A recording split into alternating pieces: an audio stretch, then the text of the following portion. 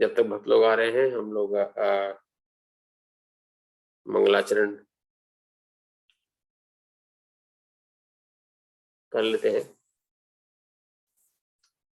ओम अज्ञानतिमिरस्य ज्ञानाञ्जनशलाकया चक्षुरुन्मीलितं येन तस्मै श्रीगुरुवे नमः। श्रीचैतन्यमनोभीष्टं स्थापितं येन भूतले स्वयं रूपकदा मह्यं स्वपदान्तिकं वन्देऽहं श्रीगुरु श्रीयुतापदकमलं श्रीगुरुन् वैष्णवांचं च श्रीरूपं साग्रजातं सहगना रघुनाथान्वितं तं सजीवम् साद्वैतं सावधूतं परिजन सहितं कृष्ण चैतन्य देवं श्री राधा कृष्ण पदान् सहगना श्री ललिता श्री विशाखान्वितं हे कृष्ण करुणा सिंधु दीनबंधु जगतपते गोपेश गोपिका कांत श्री राधा कांत नमोस्तुते।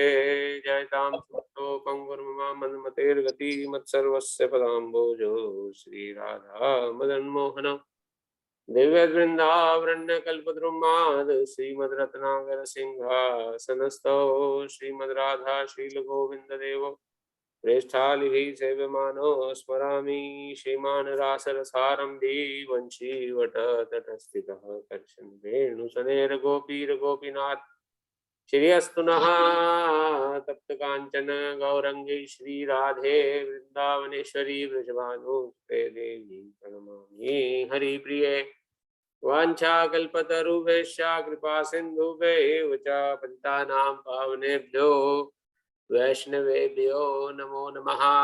जय श्री कृष्ण चैतन्य प्रभु नित्यानंद श्री अद्वैत गदाधर शिवासादि गौर भक्त वृंद। हरे कृष्ण कृष्ण कृष्ण हरे हरे, हरे राम राम राम हरे हरे, हरे कृष्ण कृष्ण कृष्ण हरे हरे, हरे राम राम राम हरे हरे, हरे कृष्ण कृष्ण कृष्ण हरे हरे, हरे राम राम राम हरे हरे। नारायणं नमस्कृत्यं नरं चैव नरोत्तमं देवीं सरस्वतीं व्यासं ततो जयमुदीरयेत्। नष्टप्रायेषु भद्रेषु नित्यं भागवत सेवया भगवते उत्तम श्लोके भक्तिर्भवति नष्ट। श्रीमद् भगवद गीता यथा रूप की जय, भगवान की वाणी भगवद गीता की जय, कृष्ण चंद्र भगवान की जय, गौर चंद्र भगवान की जय, राधा रानी की जय, श्याम सुंदर की जय। हरे कृष्णा। तो हमारे बीच में भक्त लोग आ चुके हैं। आप सभी भगवान के दर्शन पहले करना पसंद करेंगे या भगवान के दर्शन कथा के बाद करना पसंद करेंगे? उस हिसाब से कथा को हम आगे बढ़ाते हैं। भक्त लोगों की क्या दर्शन कर लिए जाए, पहले भगवान के दर्शन से शुरुआत की जाए। जय हो। ठीक है प्रभु जी, पहले दर्शन लाभ लेते हैं ठाकुर जी का, उनसे आशीर्वाद लेते हैं और फिर कथा को प्रारंभ करते हैं जो उन्हीं की कथा है। तो आप सभी दर्शन करें। मैं एक बार मोबाइल से भी ज्वाइन कर लेता हूँ, उसमें आसानी से दर्शन हो जाएंगे, कि ये कंप्यूटर से दर्शन नहीं हो पाते हैं। 1 मिनट दीजिए आप मुझे।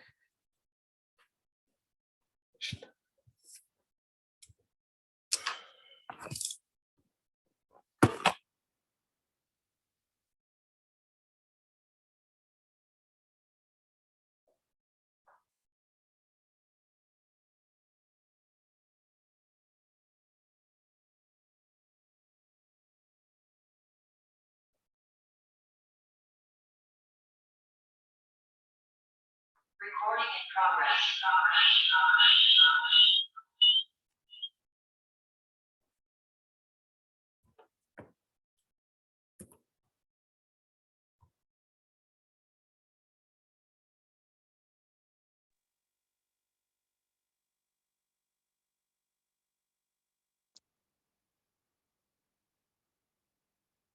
श्री श्री गौर सुंदर भगवान की जय, कृष्ण बलराम की जय। तो गुरु परंपरा से आप दर्शन प्रारंभ कर सकते हैं। नीचे हमारे गुरु वर्ग हैं, प्रमुख आचार्य, उनके ऊपर श्रीमती तुलसी माता, तुलसी देवी के बगल में है नरसिंह देव, और इधर साइड में है गौर निताई, गौरांग महाप्रभु, उनके प्रमुख पार्षद श्री अद्वैत श्री कृष्ण चैतन्य प्रभु नित्यानंद श्री अद्वैत गदाधर श्रीवासादि गौर भक्तवृंद की जय। और सेंटर में प्रमुख दर्शन सर्वप्रथम गौरांग महाप्रभु के, जो कृष्ण बलराम का ही स्वरूप, कृष्ण बलराम ही हैं, अपने भक्त रूप में अवतरित हुए, और किस प्रकार से भक्ति करी जाए वो उन्होंने सिखाया सभी भक्तों को। और उनके बाद कृष्ण बलराम त्रिभंग स्वरूप श्याम सुंदर का, 3 जगह से टेढ़े हैं भगवान कृष्ण, आप सभी जानते होंगे, इसलिए टेढ़े भी हैं, वो स्वभाव से भी टेढ़े हैं और शारीरिक दृष्टिकोण से 3 जगह से टेढ़े हैं। लेकिन बलराम जी बगल में खड़े हैं भैया उनके, वो संभाल के रखा है।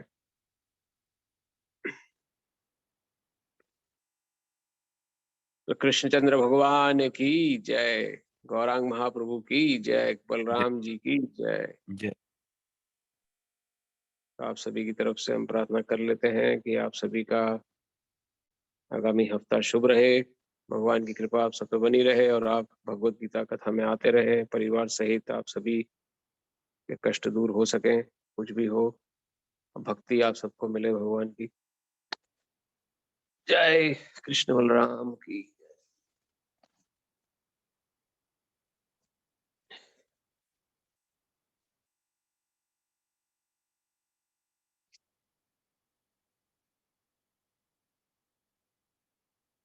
जो भक्त अभी अभी जुड़े हैं उनके लिए दर्शन थोड़ी देर हम लंबा रखते हैं। भगवान के आज दर्शन हो रहे हैं, आज मंदिर में से कथा करेंगे, तो मंदिर से कथा करने से फायदा होता है कि ठाकुर जी की छत्र छाया में कथा हो जाती है। ठाकुर जी सभी जगह हैं, लेकिन मंदिर में प्रत्यक्ष रूप से विराजित हैं। पता नहीं आप सभी को मौका लगा कि नहीं लगा, जो सेंट लुइस में है लोकल, वो मंदिर में दर्शन कर सके कि नहीं, लेकिन यहाँ भगवान का प्रत्यक्ष रूप है, बहुत पावरफुल है कृष्ण बलराम। ये सभी भक्त लोग अनुभव करते हैं। There is a different vibration in this temple which can give you energy to survive in bhakti process. तो आप सभी अपने परिवार सहित दर्शन करने जरूर आए, भगवान कृष्ण बलराम और गौरांग महाप्रभु निताई चंद के आशीर्वाद जरूर लें। ठीक है, चलिए इसके बाद एक बार शीला प्रभुपाद जी के दर्शन करते हैं, बड़े विग्रह के रूप में, जो एकदम ठीक सामने भगवान के बैठे हुए हैं।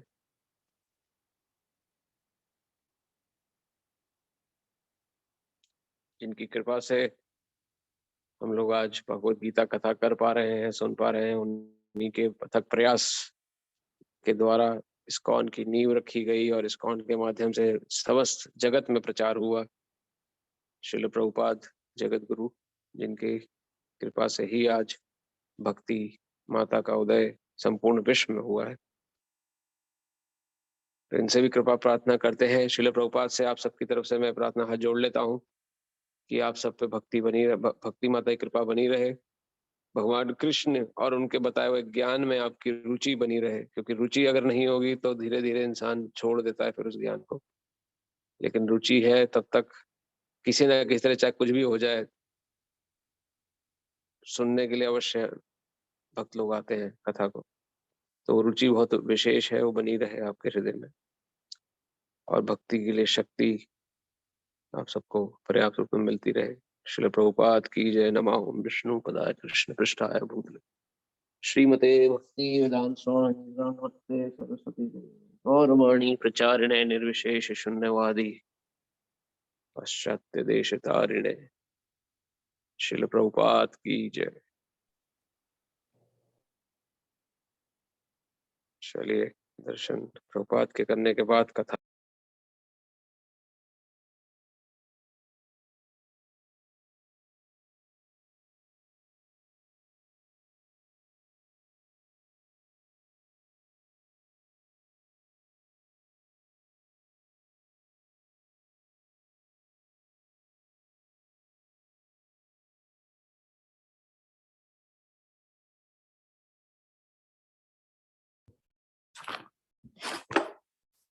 हरे कृष्णा। सभी को मेरी, आप सभी को आवाज सही आ रही है साफ? कोई हाँ प्रभु ऊपर जी आ नीचे रही दाएं है। बाएं तो नहीं हो रही आवाज? ठीक ठीक है sir.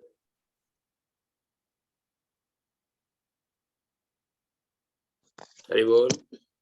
Are you able to hear me?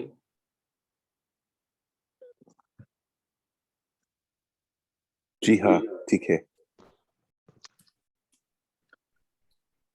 ठीक जी हाँ जी आ रही है। धन्यवाद। तो मंगलाचरण हम लोग बोल चुके हैं। जो भक्त देर से ज्वाइन हुए उनके लिए आपसे प्रार्थना है कि मंगलाचरण का बहुत विशेष महत्व रहता है। हम भगवान से प्रार्थना करते हैं और गुरु परंपरा से प्रार्थना करते हैं कि जो भी ज्ञान हम ले रहे हैं, इस ज्ञान को लेने के हम समर्थ बन सके, और उसको समर्थ बनने के लिए हमें अपने आचार्यों का, अपने गुरुवर्गों का आशीर्वाद बहुत जरूरी है। प्रमुख भक्तों का आशीर्वाद लेना बहुत जरूरी है। भक्त के बिना, किसी भक्त के बिना भक्ति नहीं मिल सकती। जब तक किसी भक्त का सानिध्य नहीं मिलेगा तब तक भक्ति बहुत दूर का खेल है, समझ ही नहीं आएगा। तब तक हम लोग कुछ नहीं समझ पाएंगे। तब ऐसा लगेगा कि वही मंदिर जाना है, वही भगवान के हाथ जोड़ने हैं, वही मत्था टेक के वापस आ जाना है। लेकिन भक्ति को अगर चर्म से, अगर उसके जड़ से समझना है कि वास्तव में भक्ति किसे कहते हैं, वास्तव में भगवान की पूजा का प्रोसेस क्या है, भगवान को किस प्रकार प्रसन्न किया जाता है, तो उसका एक प्रोसेस है। उस प्रोसेस को समझने के लिए विशेष भक्तों का आशीर्वाद बहुत जरूरी है। और आज वही विशेष दिन है। आज एक भगवान के बहुत ही प्रमुख भक्त, उनका जन्मोत्सव संपूर्ण विश्व मना रहा है। क्या हम में से कोई जानता है कि किनका आज जन्मदिन है? हनुमान जी का।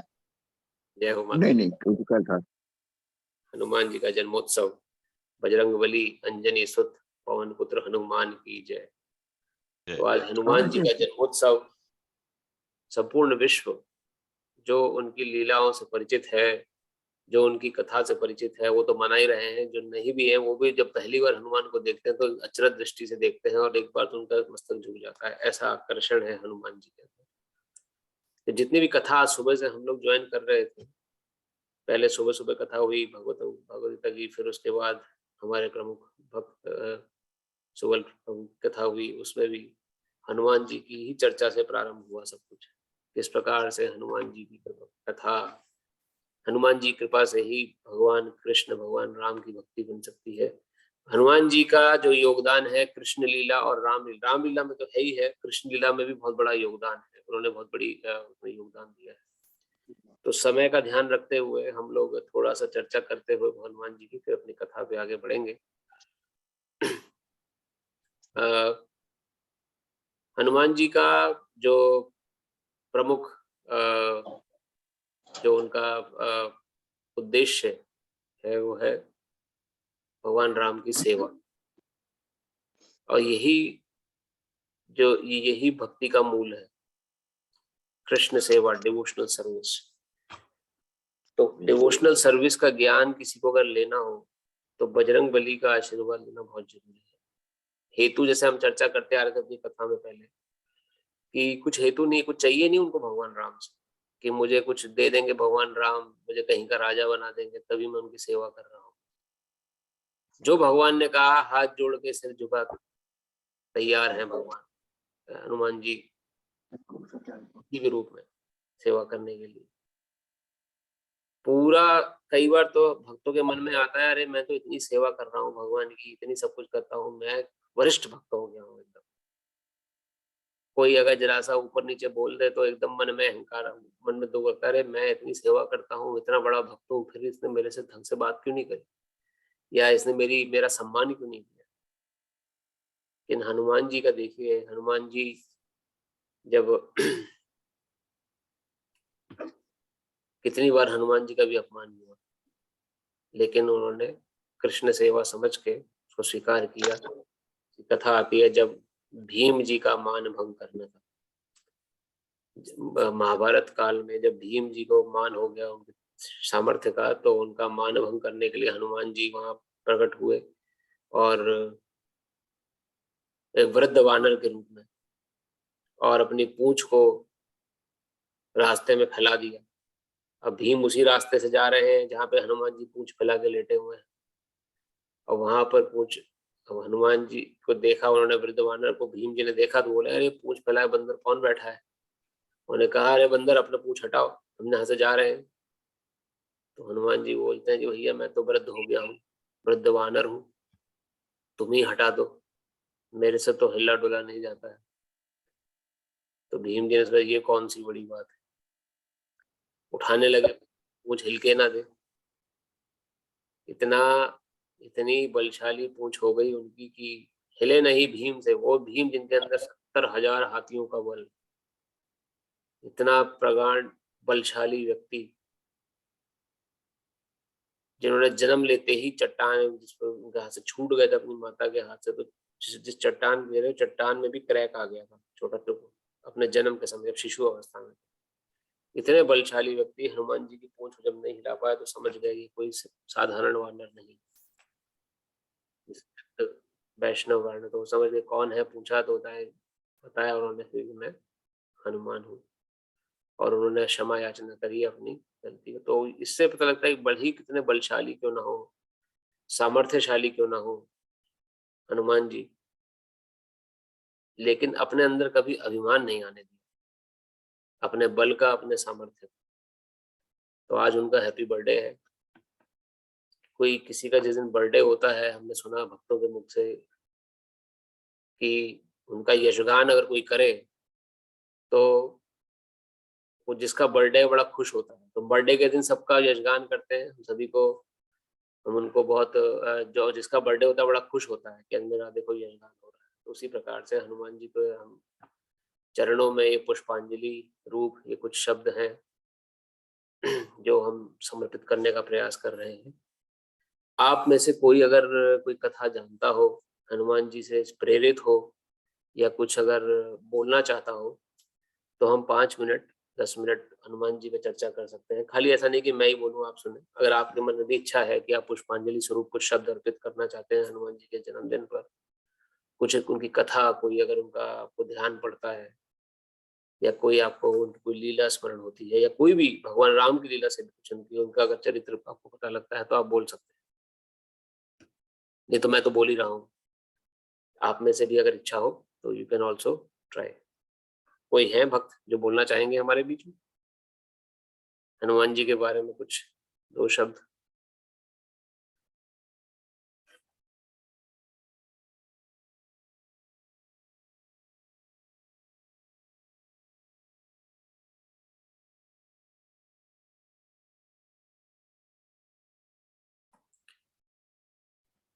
मैं प्रभु जी, मैं थोड़ा सा एक बोलूंगा। जी प्रभु बोलिए, मेरे अभिलाष।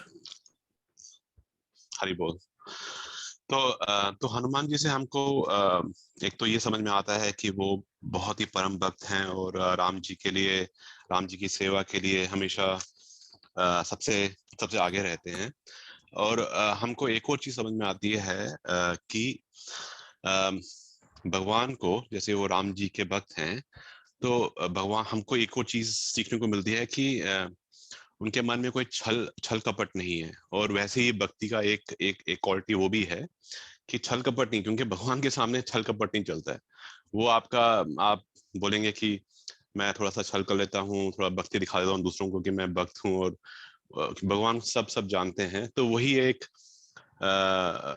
भोलापन जो है भक्त के अंदर, वो बहुत जरूरी है। और उसी की एक कथा है जिसमें हनुमान जी सीता मैया से पूछते हैं।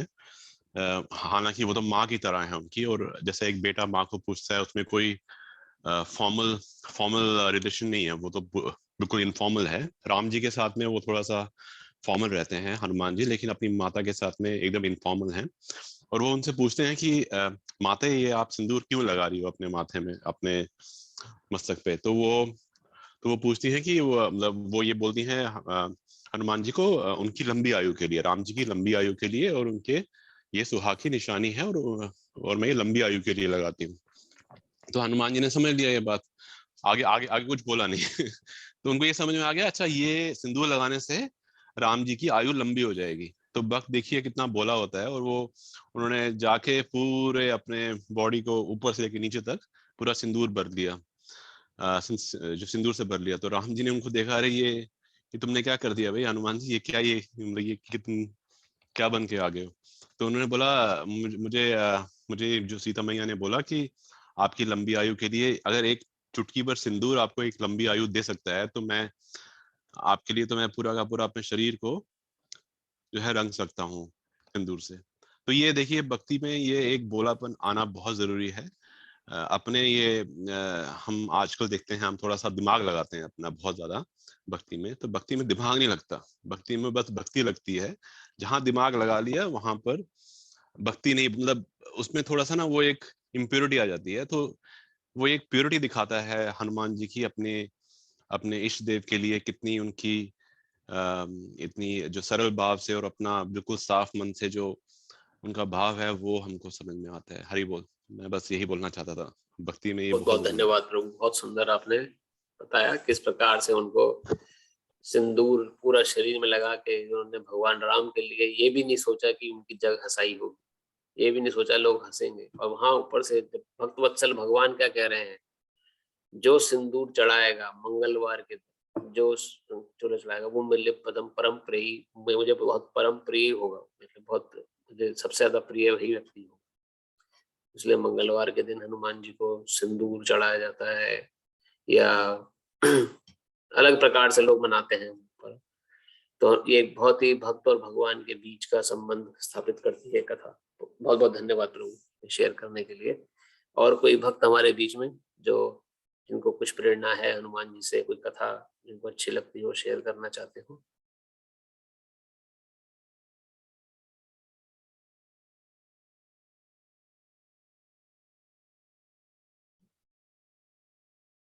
हनुमान जी देखिए, इनका बहुत विशेष योगदान इस प्रकार से कैसे है कि पवन पुत्र इनको बोला जाता है। वास्तव में रुद्र 11वें रुद्र हैं, रुद्र के ही कभी अंश हैं शिव के। और अलग अलग रामायण के अलग अलग पर्व में इनका वर्णन आया है। और प्रमुख तौर पे देखा जाए तो इनके जीवन से हमें भक्ति कैसे करी जाए वो सीखने को मिलता है, जिसकी चर्चा भगवान ने भगवत गीता में भी करी है। पल पल पर, पग पग पर भगवान ने, अभी तक हम अष्टांग योग में पढ़ते आ रहे हैं कैसे भगवान ने अष्टांग योग तक के चैप्टर में हमने समझा कैसे भगवान ने अलग अलग योग पद्धतियों का अनुभव का ज्ञान अर्जुन को दिया।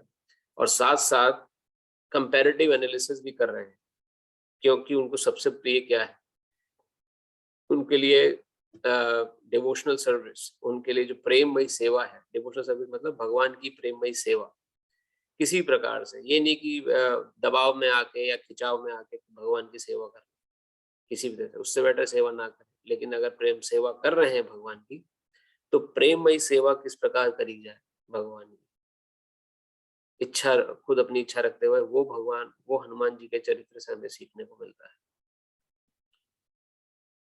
हनुमान जी एक बार भगवान कृष्ण को कई बार भगवान कृष्ण लीला में भी भगवान कृष्ण ने हनुमान जी का बहुत बार उनसे सहायता ली, अपने प्रमुख भक्तों का मान या अभिमान भंग करने के लिए।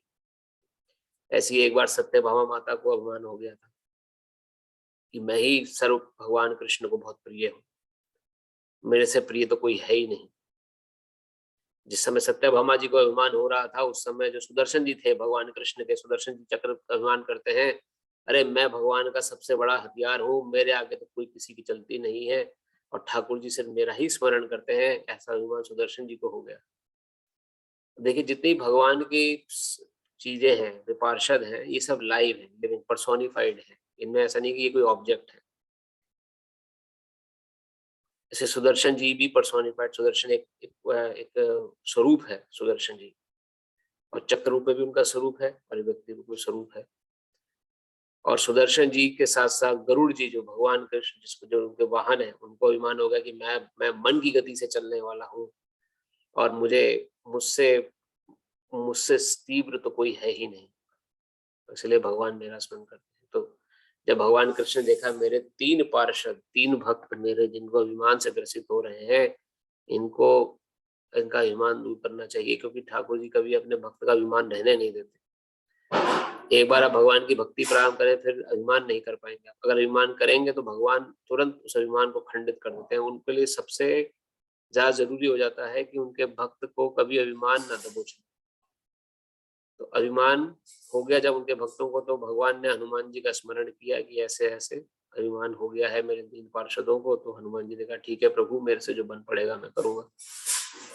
तो भगवान कृष्ण ने गरुड़ जी को बोला, जाओ गरुड़, मेरे जो राम अवतार में हनुमान जी थे वो फला इस पर्वत पर तपस्या कर रहे हैं, उनको बोल के आओ कि मैं अभी उनके दर्शन करना चाहता हूँ। तो गरुड़ जी आज्ञा प्राप्त करके पहुंचे, उड़ते उड़ते गए हनुमान जी के पास और हनुमान जी को बोलते हैं कि हनुमान जी पहुंचे तो हनुमान जी क्या कर रहे हैं? हनुमान जी अपनी धूनी रमा के बैठे हैं और क्या भजन गा रहे हैं? सीताराम सीताराम सीताराम कहिए, जाहि विधि राखे राम ताहि विधि रहिए। मुख में हो राम नाम, राम सेवा हाथ में, तू अकेला नहीं प्यारे, राम तेरे साथ में। विधि का विधान जान, हानि लाभ सहिए, जाहि विधि राखे राम ताहि विधि रहिए। सीताराम सीताराम सीताराम कहिए, जाहि विधि राखे राम ताहि विधि रहिए। तो हनुमान जी भजन गा रहे हैं, गरुड़ जी का आगमन होता है। गरुड़ जी इंतजार कर रहे हैं कि हनुमान जी का भजन समाप्त हो तो मैं कुछ बोलूं। तो हनुमान जी इतने रमे हुए हैं भजन में कि गाए जा रहे हैं। तो हनुमान जी को बोलते हैं, प्रभु प्रभु। हनुमान जी आंख खोल के देखते हैं, फिर आंख बंद कर लेते हैं, फिर देखते हैं तो गरुड़ आए हैं, क्योंकि जानते हैं उनको इंटरनली भगवान ने फीडबैक दे दिया है कि गरुड़ जी का विमान भंग करना है। तो हनुमान जी जानबूझ के ध्यान नहीं दे रहे पहले। फिर थोड़ी देर बाद हनुमान जी बोलते हैं, क्या है भाई, क्यों, किस लिए आए हो? तो ये आपको भगवान ने बुलाया है, चलिए ठीक है तुम चलो, मैं पहुंचता हूँ। हनुमान जी बोलते हैं। तो गरुड़ जी कहते हैं, आप वृद्ध हैं, आप मेरी पीठ पे बैठ जाए, मैं आपको तुरंत मन की गति से ले जाऊंगा। अच्छा, इस बीच जब गरुड़ जी को भगवान कृष्ण ने भेजा हनुमान जी के पास, पीछे पीछे भगवान ने सुदर्शन जी को बोल दिया कि आज मेरा किसी से मिलने का मन नहीं है। कोई भी आए, कितने बड़े से बड़ा भक्त क्यों ना आ जाए, मेरे को आज किसी से नहीं मिलने देना, तुम बाहर पहरा देते रहो। तो चक्र जी, अपने सुदर्शन चक्र जी चक्र रूप में आके पूरी द्वारकापुरी के चक्कर लगाने लगे, कोई ना आ जाए, मुझे सबको रोकना है। तो यहाँ भगवान ने ये इंस्ट्रक्शन दे दी सुदर्शन जी को। इधर गरुड़ जी पहुंच गए कि आपको भगवान ने बुलाया। तो हनुमान जी कहते हैं, चलो मैं पहुंचता हूँ। तो गरुड़ जी कहते हैं, अरे आप कहाँ जाएंगे, मैं आपको तुरंत मन की गति से लेके पहुंच जाऊंगा, आप मेरे कंधे पर सवार हो जाए। तो हनुमान जी कहते हैं, मैं भजन कर रहा हूँ, तुम चलो। तो गरुड़ जी के बार बार बोलने पे भी हनुमान जी उनके साथ नहीं जाते। अभी गरुड़ जी जा ही रहे हैं कि हनुमान जी ने तुरंत जय श्री राम का हुंकार लगाई और उसी समय पल भर की पवन की गति से एकदम द्वारका पहुंच गए। अभी गरुड़ जी आ ही रहे हैं पीछे पीछे, पहुंचे नहीं। मन की गति से भी जो तेज उड़ते हैं हनुमान है। तो जब हनुमान जी पहुंच गए, गरुड़ जी आए रहे, तो देखा कि द्वारका पहुंचे तो वहां देख रहे हैं कि सुदर्शन जी चक्र पहरा लगा रहे हैं। सुदर्शन जी पूछते हैं, आप किनसे मिलने आए हैं? तो बोलते हैं, मुझे भगवान का संदेशा आया, भगवान मुझसे मिलना चाहते हैं। तो सुदर्शन जी भक्त कहते हैं कि अरे आप आज नहीं मिल सकते, आज तो भगवान की इंस्ट्रक्शन है कि आज उनसे कोई नहीं मिलेगा। तो नहीं, मैं तो मिल के ही जाऊंगा, जब भगवान ने बुलाया तो भगवान की अवज्ञा हो जाएगी, नहीं आप मिल सकते। तो सुदर्शन जी बोल रहे हैं, नहीं तो आपको मुझे परास्त करना पड़ेगा। हनुमान जी ने एक ही हाथ से पकड़ा सुदर्शन जी को और मुंह में दबा लिया, और मुंह में दबाए दबाए अंदर पहुंच गए। जब अंदर पहुंचे तो भगवान कृष्ण को क्या देखते हैं? भगवान कृष्ण वहां पर सत्यभामा जी, जिनको अभिमान हो गया था कि मैं ही भगवान की पत्नी, सत्यभामा माता है हमारी, परम पूजनीय है। ये सब लीलाएं हैं। देखिए कोई किसी प्रकार का किसी का मजाक या कुछ ऐसा उड़ाने का उद्देश्य नहीं। सत्यभामा परम पूजनीय माता है। ये सब लीलाएं हमें सिखाने के लिए भगवान या उनके पार्षद करते हैं कि अभिमान कितना खराब है ये भक्ति क्षेत्र में। तो सत्यभामा माता के साथ भगवान विराजित हैं, बैठे हुए हैं। तो जब हनुमान जी वहां पहुंचते हैं, भगवान कृष्ण के सामने बोलते हैं, प्रभु सीता माता कहाँ है? तो और आपने ये किस दासी को अपने साथ बिठा रखा है? हनुमान जी बोलते हैं, पटरानी वहां सत्यभामा माता श्री कृष्ण भगवान कृष्ण की, जिनके मन में अभिमान था कि मैं पटरानी हूँ। हनुमान जी वहां पर ऐसे वर्णन करते हैं कि इस दासी को आपने यहाँ बिठा रखा है अपने बगल में। तो सुन के एकदम सत्यभामा जी का मान भंग होता है। अरे क्या सीता रूप में इतना इस प्रकार से उनका यशगान ये हनुमान कर रहे हैं कि मुझे दासी मैं उनको दासी लग रही हूँ। तब रुक्मिणी माता आती हैं वहां पर और भगवान कृष्ण और रुक्मिणी माता मिलकर उनको राम और सीता राम के दर्शन कराते हैं। हनुमान जी सुदर्शन जी को छोड़ देते हैं अपने मुंह से निकाल के, थोड़ी देर कहते हैं इन्होंने मुझे रोक दिया था तो मैं इनको मुख में दबा के ले आया। और वहां इतनी देर में सब कथा समाप्ति हो गई तो पीछे पीछे गरुड़ जी महाराज आते हैं बोलने के लिए कि हनुमान जी आ ही रहे हैं। तो हनुमान जी मिलके चले भी जाते हैं वहां पे। तो हनुमान जी वो गरुड़ जी आके बोलते हैं, भगवान मैंने उनको संदेशा दे दिया है, वो पहुंचने वाले हैं। तो वहां भगवान कृष्ण कहते हैं, अरे हनुमान तो आया, मिलके चला भी गया। वहां गरुड़ जी का मान भंग होता है। तो हनुमान जी कोई साधारण व्यक्तित्व नहीं है, परम पूजनीय, परम एक निष्ठ भगवान श्री राम की चरण सेवा में निष्ठ एक तपस्वी योगी हैं। और उनकी कृपा याचना आज के दिन हमें करनी चाहिए। आज उनका जन्मदिन है, जन्मोत्सव है। उनकी कथाएं बहुत सारी हैं, समय हमारे पास लिमिटेड है। इतनी कथाएं हैं, कितनी बार उन्होंने कई भक्त अर्जुन का मान भंग किया था एक बार, और कई बार उन्होंने कई प्रकार से। और फिर जब युद्ध की बारी आई, देखिए जब महाभारत का युद्ध हुआ तो महाभारत के युद्ध में कोई जानता है कि हनुमान जी को कौन सा स्थान मिला था? हमारे बीच में कोई भक्तजन या कोई माता ज्ञान रखती हैं इस बात का कि हनुमान जी महाभारत के युद्ध में हनुमान जी का योगदान था?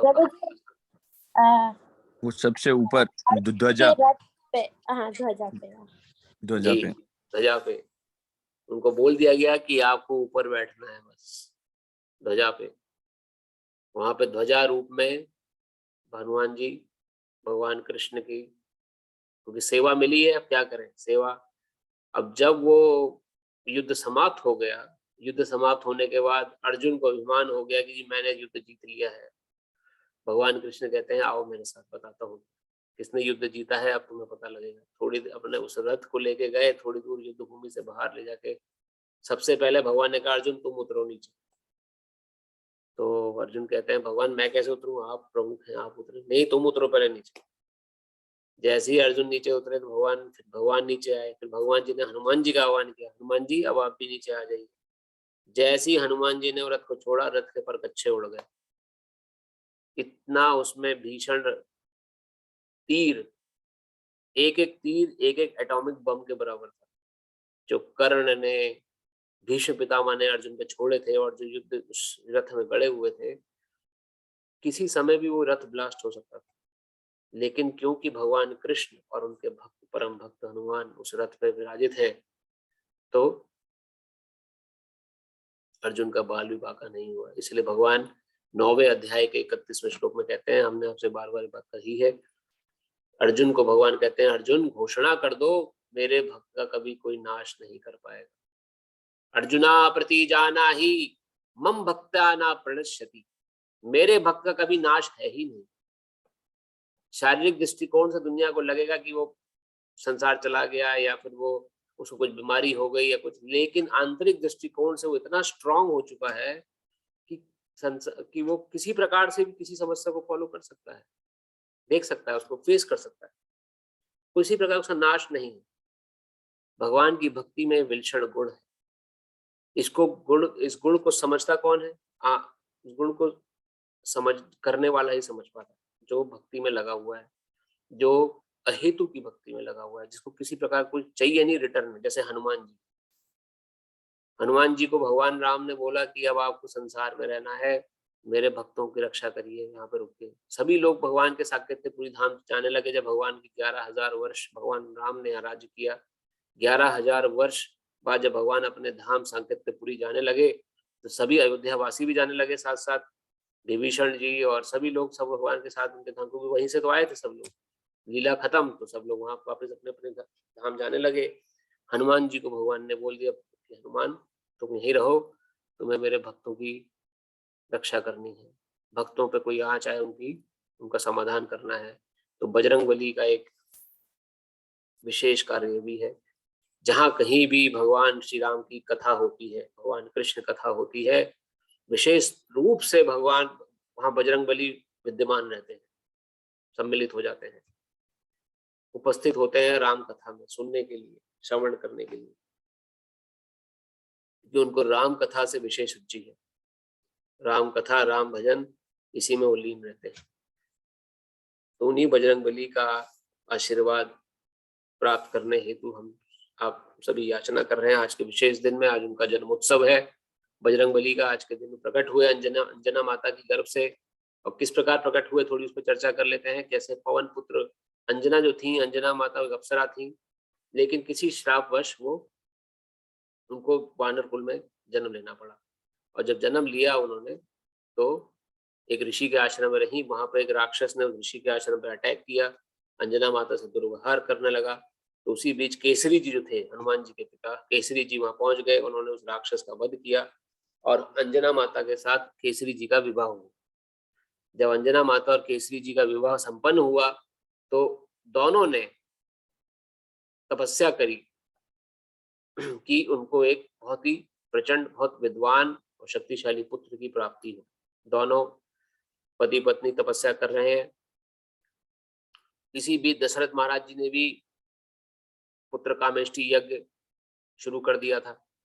पुत्र कामेष्टि यज्ञ की कल्पना क्या थी कि उद्देश्य क्या था कि उनको भी पुत्र प्राप्त हो। पुत्र कामेष्टि यज्ञ से उनको एक खीर का कटोरा प्राप्त हुआ। तो कुछ भक्त लोग कथा के दौरान बताते हैं कि रामायण में भी वर्णन आता है कि जब उस खीर का एक टुकड़ा छोटा सा एक चील लेके उड़ गई और उस चील ने उस खीर के थोड़े से अंश को जोड़ी थी, वो जिस जगह अंजना माता तपस्या कर रही थी उस जगह वो खीर के टुकड़ा जो पुत्र कामेष्टि यज्ञ से उत्पन्न हुआ था वो उनके हाथ में पवन देव के माध्यम से अंजना माता के हाथ में पहुंचा। हमारे गुरु महाराज जी की हमने कथा आज सुनी, सुबह हमारे गुरु महाराज जी वर्णन करते हैं।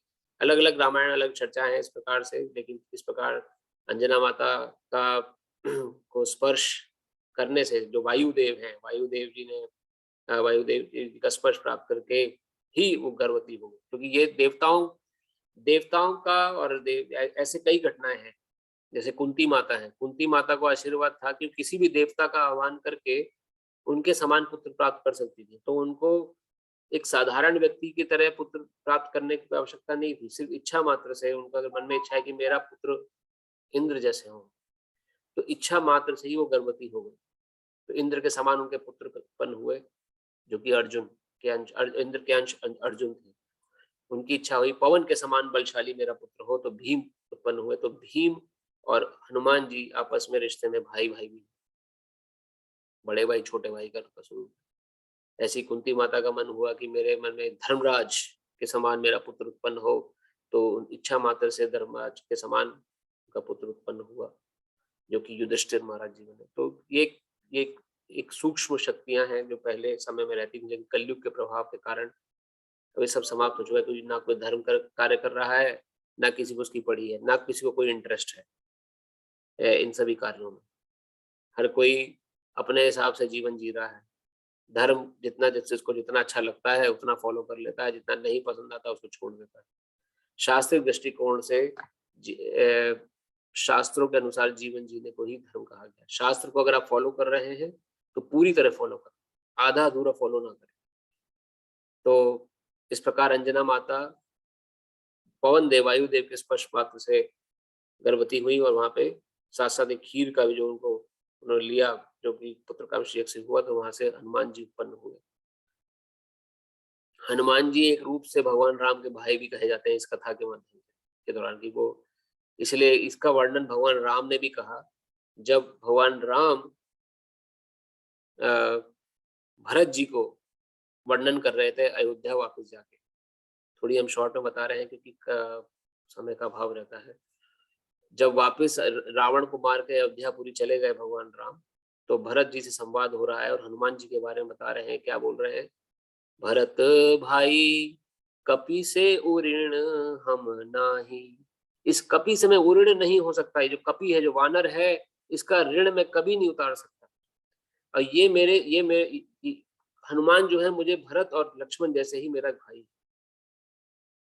बाण लग्यो लक्ष्मण को, बहुत ही सुंदर भजन है, इसके बोल बड़े सुंदर हैं कि जब भगवान लक्ष्मण जी को बाण लगा तो अपने हाथ पे पूरे पर्वत को उठा के ले आए। तो ये हनुमान जी का बहुत यशोगान किया भगवान राम ने वहां पर। तो हनुमान जी जो है वो इस प्रकार से प्रकट हुए। जब जैसे ही प्रकट हुए तो बचपन से इतने बलशाली थे, इतने और जब वानर रूप में जन्म हुए तो थोड़े शरारती भी थे। तो देखा तो जब छोटे थे तो छोटे रूप में हम सभी कथा जानते हैं किस प्रकार से देखा कि सूर्यदेव चमक रहे हैं और सूर्यदेव को उनको लगा क्या एक फल है, फल को लपकने के लिए, सूर्यदेव को लपकने के लिए भागे और रख लिया अपने मुंह में ऊपर जाके सूर्य को। इतने बलशाली, तो कुछ नहीं हुआ। लेकिन सूर्यदेव छोड़ने के लिए जैसे ही इंद्र ने उन पर प्रहार किया, वज्र प्रहार, तो नीचे गिरे। पवन देव रुष्ट हो गए, उन्होंने पवन देव ने सारी वायु सब खींच ली। तब सभी देवताओं ने उनको आशीर्वाद दिया।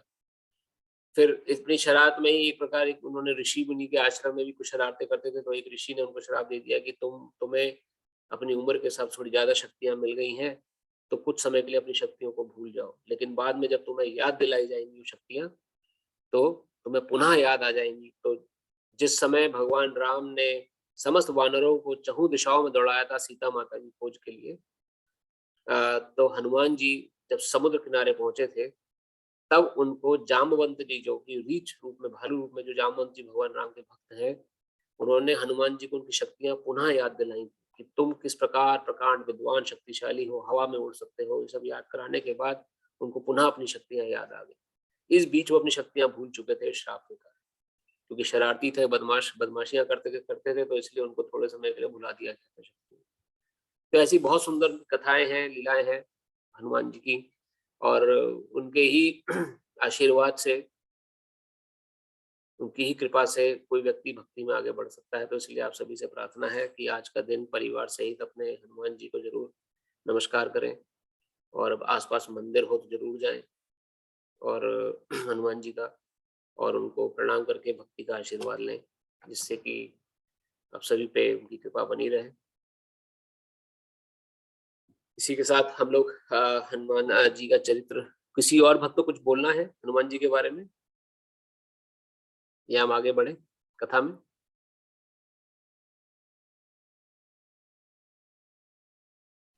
आगे बढ़िए प्रभु जी। ठीक है सब प्रभु, ठीक है। तो आगे बढ़ते हैं। तो आगे हनुमान बढ़ने चालीसा सब में पहला, करेंगे रात को। क्या कह रहे हैं प्रभु? अब सब हनुमान चालीसा भी करेंगे शाम को। जय हो, बिल्कुल प्रभु। आज हनुमान चालीसा भी एक बार हम अंत में कर लेंगे। हाँ, और हाँ। अभिलाष प्रभु जी ने जो हमारे आज हनुमान चालीसा गाई थी हमारी पिछली क्लास में, जो भक्तों, तो मेरी इच्छा थी, लेकिन समय थोड़ा सा मुझे लग रहा है ऊपर नीचे हो जाए, लेकिन आप सभी भक्तों की इच्छा है तो एक बार हनुमान चालीसा भी हम लोग गा लेंगे, लेकिन भगवत गीता के बाद। अभी हम एक माला जप भगवान के नाम की, क्योंकि भगवान के नाम में जो शक्ति है वो शक्ति हमें भक्तों से मिलाती है और भक्तों की कृपा से भगवान की प्राप्ति होती है। तो हनुमान जी जिस प्रकार भगवान राम के नाम का जप करते हैं, उसी प्रकार इस कलयुग में जो नाम जब बोला गया है हरे कृष्ण महामंत्र, हम लोग उसका एक माला जप करेंगे और उस एक माला जप के बाद फिर कथा को आगे बढ़ाएंगे। तो आप सभी से प्रार्थना है अपनी माला थैली और ले लें और एक माला जप भगवान कृष्ण की। तो आप सभी आज भगवान के सामने बैठे हुए, आपकी आवाज पहुंच रही है ठाकुर जी तक आज मंदिर में जूम के माध्यम से। तो अगर आप डायरेक्टली भगवान के दर्शन करते हुए भी करना चाहते हैं तो मैं दर्शन भी खोल देता हूँ। एक माला जप हम लोग भगवान के शुद्ध नाम की कर सकते हैं। अनम्यूट करना चाहें तो अनम्यूट भी कर सकते हैं हम। नमः ओम विष्णु पदाय कृष्ण पृष्ठाय भूतले श्रीमते नमः। स्वामिनी नाम नमस्ते प्रभुपाद देवी नाम संकीर्तन प्रचारिणे निर्विशेष शून्यवादी समस्त देशतारिणे नमामि विष्णु पदाय कृष्ण पृष्ठाय भूतले श्रीमते भक्ति वेदांत स्वामिनी नाम नमस्ते सरस्वती देवे गौरवाणी प्रचारिणे निर्विशेष शून्यवादी पाश्चात्य देशतारिणे। जय श्री कृष्ण चैतन्य प्रभु नित्यानंद श्री अद्वैत गदाधर श्रीवासादि गौर भक्तवृंद की जय। हरे कृष्ण कृष्ण कृष्ण हरे हरे हरे राम राम हरे राम हरे राम राम राम हरे हरे हरे कृष्ण कृष्ण कृष्ण हरे हरे हरे राम राम राम हरे हरे हरे कृष्ण कृष्ण कृष्ण हरे हरे हरे राम राम राम हरे हरे हरे कृष्ण कृष्ण हरे हरे हरे राम राम राम हरे कृष्ण हरे कृष्ण कृष्ण हरे हरे हरे राम राम हरे हरे हरे कृष्ण कृष्ण हरे हरे हरे राम राम हरे हरे हरे कृष्ण कृष्ण कृष्ण हरे हरे हरे राम राम हरे हरे हरे कृष्ण कृष्ण कृष्ण हरे हरे हरे राम राम हरे हरे हरे कृष्ण कृष्ण कृष्ण हरे हरे हरे राम राम हरे हरे हरे कृष्ण कृष्ण कृष्ण हरे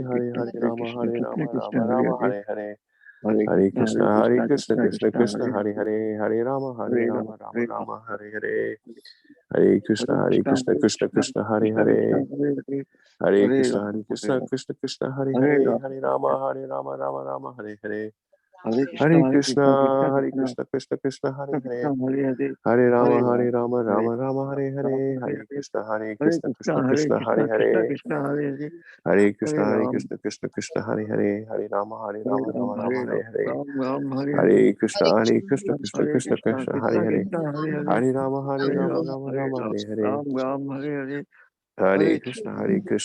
कृष्ण हरे हरे राम राम हरे हरे हरे कृष्ण कृष्ण हरे हरे राम राम हरे हरे हरे कृष्ण कृष्ण हरे हरे राम राम राम हरे हरे हरे कृष्ण कृष्ण हरे हरे राम राम हरे हरे हरे कृष्ण कृष्ण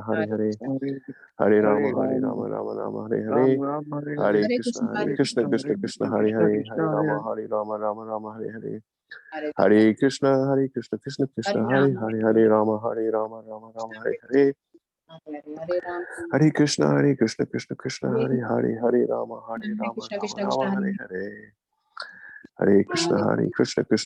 हरे राम राम हरे हरे हरे कृष्ण कृष्ण हरे हरे राम राम हरे हरे हरे कृष्ण कृष्ण कृष्ण हरे राम राम हरे हरे हरे कृष्ण कृष्ण हरे हरे राम राम हरे हरे हरे कृष्ण कृष्ण हरे राम राम हरे हरे हरे कृष्ण कृष्ण हरे राम राम हरे हरे हरे कृष्ण कृष्ण हरे राम हरे हरे कृष्ण कृष्ण हरे राम राम हरे हरे हरे कृष्ण कृष्ण हरे राम हरे हरे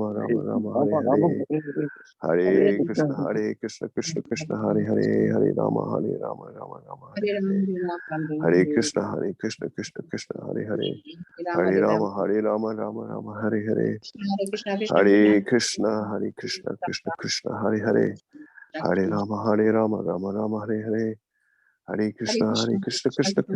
कृष्ण हरे राम हरे हरे हरे कृष्ण कृष्ण हरे राम राम हरे हरे हरे कृष्ण कृष्ण हरे राम हरे हरे हरे कृष्ण कृष्ण हरे राम राम हरे हरे हरे कृष्ण कृष्ण हरे राम राम हरे हरे हरे कृष्ण कृष्ण हरे राम राम हरे हरे हरे कृष्ण कृष्ण हरे राम हरे हरे हरे कृष्ण कृष्ण हरे राम हरे हरे हरे कृष्ण कृष्ण हरे राम हरे हरे हरे कृष्ण कृष्ण कृष्ण हरे कृष्ण कृष्ण हरे राम हरे हरे हरे कृष्ण कृष्ण कृष्ण हरे Ram Ram Hare Hare Hare Hare Krishna, Ram, Hare Krishna, Krishna Krishna, Hare Hare, Hare Rama, Rama Rama, Hare Hare. Hare Krishna, Krishna Krishna, Hare Hare, Hare Rama, Rama Rama, Hare Hare. Hare Krishna, Krishna Krishna, Hare Hare, Hare Rama, Rama Rama, Hare Hare. Hare Krishna, Krishna Krishna, Hare Hare, Hare Krishna, Hare Rama, Rama, Hare Hare. Hare Krishna, Krishna Krishna, Hare Hare, Hare Rama, Rama, Hare Hare. Hare Krishna, Hare Krishna, Krishna Krishna, Hare Hare, Hare Rama, Rama, Hare Hare. Hare Krishna, Krishna Krishna, Hare Hare, Hare Rama, Rama, Hare Hare.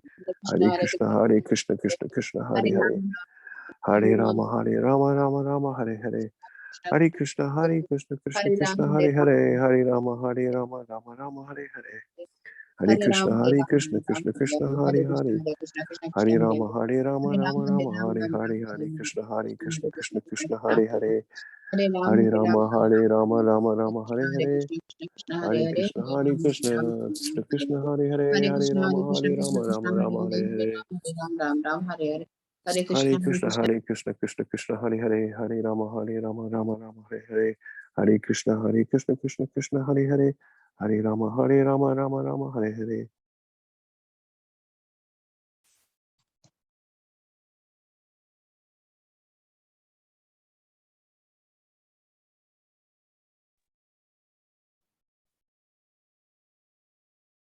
हरे कृष्ण।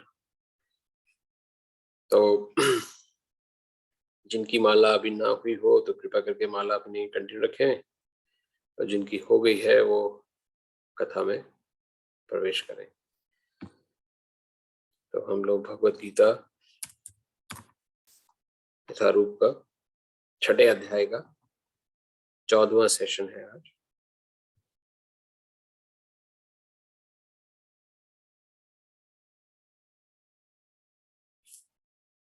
आप सभी को मेरी screen सही दिख रही है? जी हाँ। ठीक है, धन्यवाद।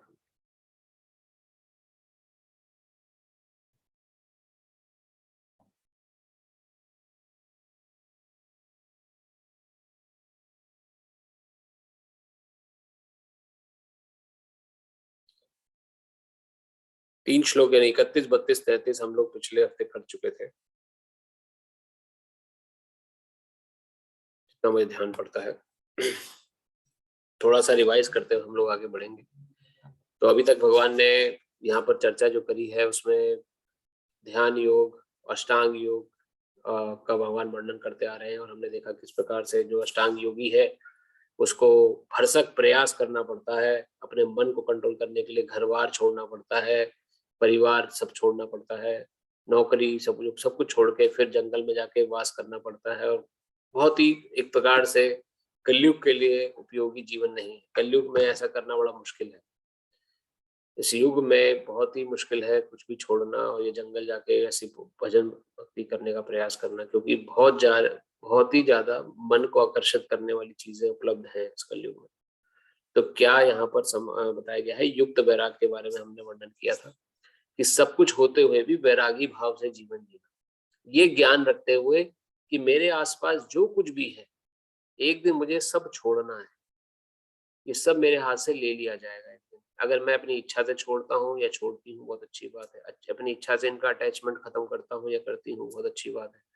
नहीं तो अगर मेरा अटैचमेंट इन सभी वस्तुओं से रहा मृत्यु समय तक तो बड़ी दुखदाई मृत्यु होती है, बड़ी दुखदाई समय होता है, और वो सभी समय में सभी को बैठना है। तो उससे ये प्रकार का नियम है, संसारिक नियम है। तो इसलिए इस नियम का ज्ञान रखते हुए हमें युक्त वैरागी वाला जीवन जीने का प्रयास करना चाहिए कि सभी कुछ भगवान का है और उन्हीं की सेवा में हमें लगा दें, तब तो हमारा जीवन सफल हो जाएगा। अगर हमने भगवान की दी हुई वस्तु को अपनी सुख समृद्धि समझ के अपने भोग में लगा लिया तो वहीं से दुख शुरू हो जाते हैं, इसलिए हमारे जीवन में कष्ट आते हैं। भगवत गीता में हमने अभी तक ये समझा। इसलिए कृष्ण भावनामृत होने को बोला गया है कि आपको क्या बनना है, कृष्ण को अपनी भावनाओं में बसाएं। जो कुछ भी कर रहे हैं अपने घर का, चाहे जो खाना खा रहे हैं, स्वादिष्ट चीजें बनी है घर में, या कुछ अच्छा पहन रहे हैं, तो सबसे पहले भगवान की थाली भोग लगाएं, भगवान आप लगाएं, आपकी कृपा से हमें आज ये भोजन प्राप्त मिल रहा है। कोई बीमारी हो जाती, कुछ ऐसा हो जाता कि हम अच्छा ना खा पाए, सब कुछ होते हुए भी ना अच्छा खा पा रहे हैं ना पी पा रहे हैं, तो हम कहाँ के कंट्रोलर हो गए, फिर हम कहाँ के स्वामी हो गए। फिर हम अगर स्वाद भी ले पाते हैं किसी चीज का, वो भी भगवान की कृपा से ले पा रहे हैं। कोई सुख भी अगर जीवन में अनुभव कर रहे हैं, वो भी भगवान कृपा से ही कर रहे हैं, क्योंकि वो उस सुख को अनुभव करने के लिए शरीर का स्वस्थ होना बहुत जरूरी है, और शरीर स्वस्थ या शारीरिक दृष्टिकोण से सारी चीजें सही रूप से चलनी बहुत जरूरी है। अब किसी को डायबिटीज हो गई है, डायबिटीज वाले व्यक्ति को जानिए उसका कितना भी मन क्यों ना करे मीठा खाने का, वो नहीं खा पाएगा, क्योंकि मन है, बहुत इच्छा हो रही है लेकिन नहीं खा सकते, मजबूरी। किसी को ब्लड प्रेशर हो गया है तो नमक नमकीन चीज ज्यादा नहीं खा सकता। किसी को और भी समस्या हो गई है, तो ये अगर हम सुख किसी चीज का ले पा रहे हैं अपने जीवन में, वो भी भगवान की कृपा से ही ले पा रहे हैं, कि उनकी कृपा से ही हम अपने जीवन में कुछ चीज अनुभव कर पा रहे हैं। लेकिन ये शरीर ही अगर स्वस्थ नहीं रहा तो कहाँ से अनुभव कर पाए। इसलिए इस भावना को मन में जरूर बनाए रखना है हमें कि सब कुछ भगवान का है। से जितना हमें ऑपुलेंसेस अभी तक हमने बनाए, हमारा ज्ञान, हमारी बुद्धि, हमारे द्वारा किया गया सामर्थ्य है, या हम जो अपने परिवार को संभाल के रखने का प्रयास कर रहे हैं, ये सारी शक्ति भगवान से आ रही है। इस सभी शक्ति को हमें भगवान की सेवा में ही दोबारा लगा देना। नौकरी कर रहे हैं तो अपने रिजल्ट को सोचे करें कि भगवान की सेवा के निमित्त हमने किया, जो भी किया, तो कुछ परसेंट, 1%, 2%, जितना यथा सामर्थ्य है भगवान की सेवा में लगाएं। अपने कर्म को, अगर कर्म त्याग नहीं कर सकते तो कर्म फल का त्याग कर दें। कर्म फल का त्याग अर्थात जो कुछ भी आपको रिजल्ट मिले उसको भगवान की सेवा में लगा दें। नहीं लगाएंगे तो ले जाने वाले बहुत लोग बैठे हैं, कुछ ना कुछ कारण बन जाएगा कि कोई ना कोई आके ले जाएगा पैसा आपका। तो इसलिए थोड़ा बहुत भगवान की सेवा में जरूर लगाएं, जितना यथा सामर्थ्य शक्ति है। और अगर कुछ घर में अच्छी चीज बनाई है, पकवान बनाया है, तो पहले भगवान को थाली भर के भोग लगाते। भगवान आपकी कृपा से ये साथ सामान आया, आपकी कृपा से हमने बनाया, हमें तो बनाने की शक्ति भी आपसे मिली है। अगर बीमार पड़े बैठे तो कहाँ से बना पाते? ये हाथ में जान प्राण नहीं होते या थकान होती शरीर में, तो कहाँ से पकवान बन पाता? आज पकवान भी बना है, ये शक्ति भी जो मेरे हाथ में आई है, ये भी आपकी कृपा से आई है। इस शक्ति से जो रिजल्ट बन के जो पकवान उत्पन्न हुए, पहले आप भोग प्राप्त करें, आपकी सेवा में निमित्त है। ये भाव रख के हमें जीवन जीने का प्रयास करना चाहिए। इसे कहते हैं कृष्ण भावनामृत। कृष्ण को अपनी भावना और हर तरीके से कृष्ण को जोड़ लेना अपने जीवन से, तब जाके मन ये इस चीज का वर्णन यहाँ शास्त्रों में हुआ है। तो इस व्यक्ति को बोलते हैं युक्त वैरागी। सब कुछ होते हुए भी व्यक्ति वैरागी है, उसे अपना है सब कुछ उसके पास अपना, लेकिन उसको किसी से अटैचमेंट नहीं है। और जब ऐसे व्यक्ति की मृत्यु होती है, जब संसार छोड़ता है, तो उसे किसी प्रकार का कष्ट नहीं होता, क्योंकि वो जानता है सब कुछ भगवान का था, भगवान ने दिया था, मैंने भोग किया, भगवान ने ले लिया। अब भगवान की शरीर भी भगवान का है। शरीर कोई हमने थोड़ी पैदा किया है, आपने थोड़ी पैदा किया। कोई है हम में से जो बोल सके डंके की चोट पे कि शरीर मैंने पैदा किया?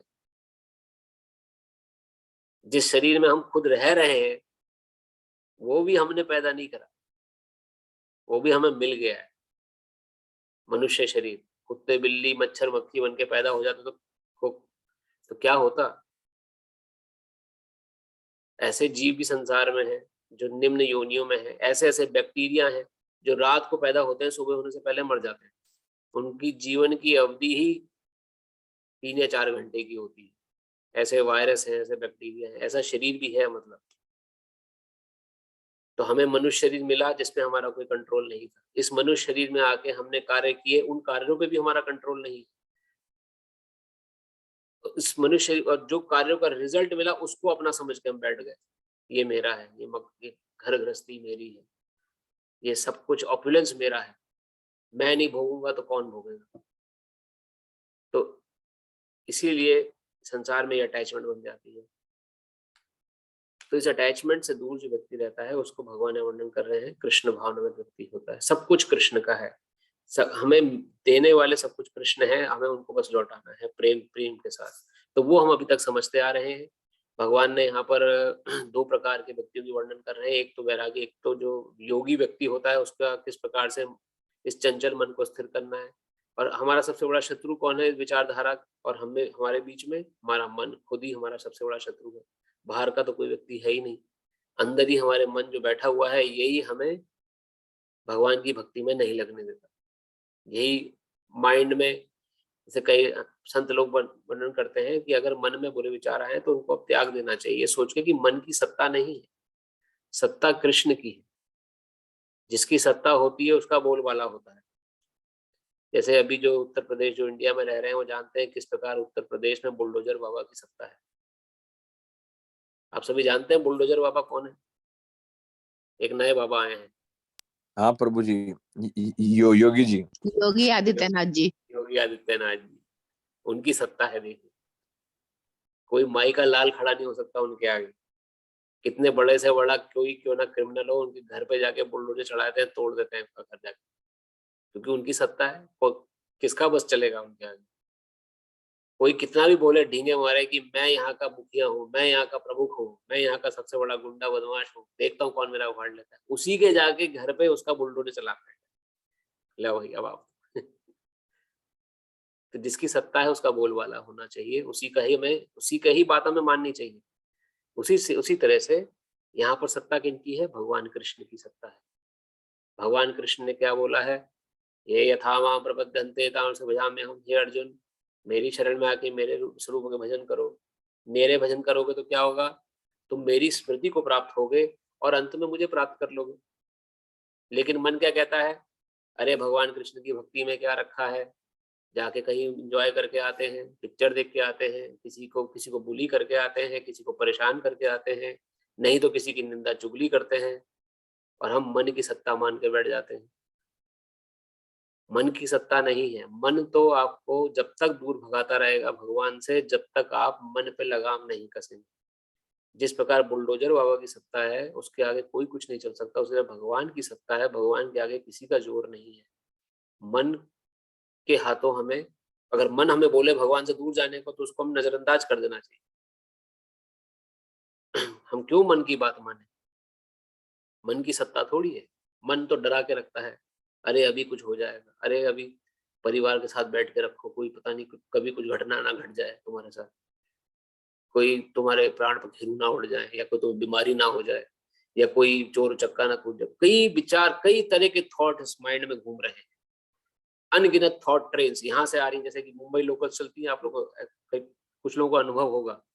मुंबई में जो लोकल ट्रेनें चलती हैं, करोड़ों की गिनती में है। कोई ट्रेन आ रही है, कोई जा रही है, कोई जा रही है, कोई जा रही है, पता नहीं कहाँ। इसी प्रकार से हमारे मस्तिष्क में कई प्रकार के विचार आ रहे हैं, जा रहे हैं, आ रहे हैं, पता नहीं, हमें नहीं पता कहाँ से आ रहे हैं, कहाँ जा रहे हैं। किसी एक विचार पे हम बैठ जाते हैं। कोई विचार आया कहीं से उड़ता हुआ कि अरे कोरोना अभी खत्म नहीं हुआ है, पता नहीं क्या होगा। भगवान का भजन कर रहे हैं, लेकिन कोरोना का विचार आया दिमाग में, वो हमें बिठा के ले गया, भगवान के भजन से मन हट गया। या अरे कोरोना का विचार, पता नहीं यूक्रेन और रशिया में युद्ध छिड़ गया है, इंडिया में युद्ध ना आ जाए कहीं, या कोई और विचार, किसी प्रकार के विचार, कई प्रकार के विचार हमारे दिमाग में चलते हैं जो हमें भगवान की भक्ति से दूर ले जाने का काम करते हैं।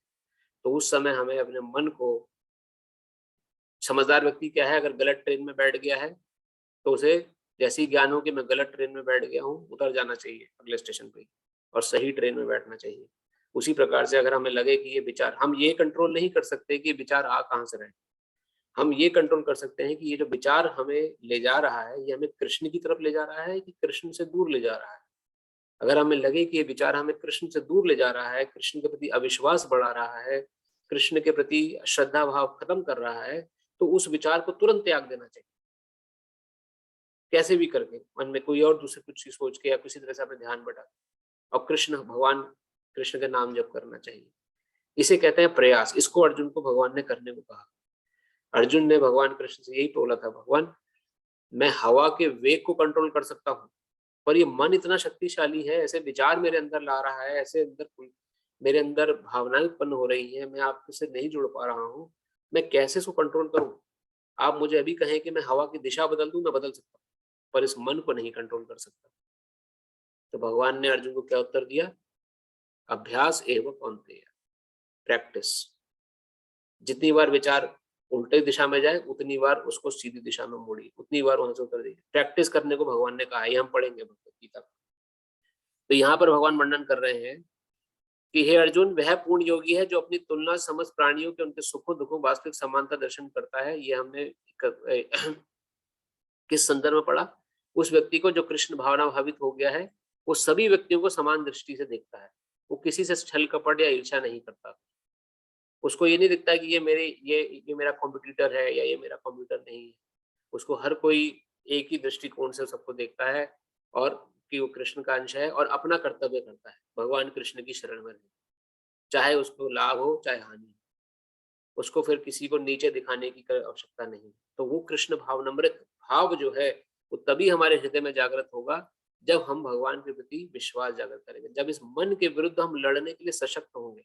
नहीं तो मन इतना शक्तिशाली है कि ये हमें हमेशा भगवान से विरुद्ध खड़ा ही रखेगा और हमें लगेगा कि हम विरुद्ध हैं। हम इतना सूक्ष्म स्तर पे काम हो रहा है, यहाँ तक कि जब आप सो रहे होते हैं तब भी मन चलायमान होता है। अब देखिए कितना शक्तिशाली शत्रु है। इतना प्रबल है कि सुप्त अवस्था में भी जब हमारा कंट्रोल नहीं है तब भी ऐसा कोई स्वप्न दिखा दिया जो हमने दिन भर सोचा, ऐसा स्वप्न आ गया और उसको फिर अगले दिन हमने फिर सोचते रहे, अरे पता नहीं अब कुछ ऐसा ना घटित हो जाए जो हमने सपने में देखा, पता नहीं क्या हो गया। इस कई बार होता है ना, किसी व्यक्ति को हमने देख लिया अपने जीवन में, अरे वो व्यक्ति फला व्यक्ति को देख गए, वो तो संसार में अब नहीं है, पता नहीं ऐसा तो नहीं कि हमारे साथ भी कुछ होने वाला है। कई कुछ भी आ सकता है। तो ऐसे विचारों को हमें त्याग देना चाहिए जैसे ही हम भगवान कृष्ण की शरण में आते, क्योंकि भगवान कृष्ण ने क्या कहा है? अर्जुना प्रति जाना ही मम भक्त्या ना प्रणश्यति। हे अर्जुन, घोषणा कर दो मेरे भक्त का कभी नाश नहीं है। तो कृष्ण की सत्ता है तो हम कृष्ण की बात मानेंगे। कृष्ण ने बोला है कि मेरे भक्त का नाश नहीं हो, तो मैं कृष्ण का भक्त हूं, तो मेरा कभी नाश नहीं है। मैं मानता हूं उनकी सत्ता है, चाहे मेरा मन फिर कुछ भी बोलता रहे। मन फिर ही बोलेगा अरे सब किताबी बातें हैं, इनको किसने देखा है भाई? किसने कृष्ण को देखा है? किसने राम को देखा है? लेकिन सत्ता फिर भी कृष्ण की है, मन चाहे बोल रहा है चाहे नहीं बोल रहा, मन की सत्ता नहीं है। आप मन की बात मान लीजिए, लेकिन कुछ रिजल्ट हाथ में कुछ नहीं आएगा। ठीक उसी प्रकार जैसे बहुत समृद्धशाली व्यक्ति कुछ भी बोले कि मैं इतना बड़ा पैसे वाला व्यक्ति हूँ, मेरे घर बुलडोजर नहीं चलेगा, लेकिन बुलडोजर बाबा उसके घर भी बुलडोजर चला देंगे, क्योंकि उनकी सत्ता है। कौन रोकने वाला है? उसी प्रकार कृष्ण को भी रोकने वाला कोई नहीं है। अगर कृष्ण ने बोला है भगवत गीता में, तो जो बोला है वो सत्य बोला है। अब वो हमारे ऊपर है कि हम कितना उस पर दृढ़ता से फॉलो करते हैं। अब यहाँ भगवान क्या कह रहे हैं? पूर्ण योगी कौन है? जो अपनी तुलना में समस्त प्राणियों को उनके सुखों दुखों के वास्तविक समानता से दर्शन करता है, वह पूर्ण योगी है। और भगवान क्या कह रहे हैं? अर्जुन और भगवान ने 31 श्लोक में क्या बोला था? जो योगी मुझे तथा परमात्मा को अभिन्न जानते हुए परमात्मा की भक्ति पूर्वक सेवा करता है, वे हर प्रकार से मुझ में सदैव स्थित रहता है।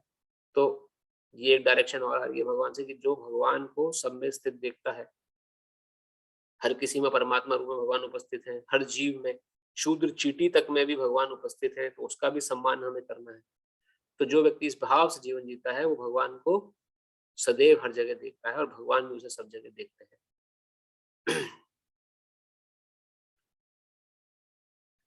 तो 34वें श्लोक से हम प्रारंभ करते हैं। चंचला ही मना कृष्णा प्रमाथि बलवर्धनम तस्याहम निग्रहम मन्ये वायुरीव सुदुष्करम। बहुत ही इंपॉर्टेंट श्लोक है, मन के ऊपर वर्णन है। हे कृष्ण, अर्जुन बोल रहे हैं, देखिए जो हमने चर्चा करी, चूंकि मन चंचल स्थिर उच्छृंखल हठीला तथा अत्यंत बलवान है, अतः मुझे इसे वश में करना वायु को वश में करने से भी अधिक कठिन लगता है।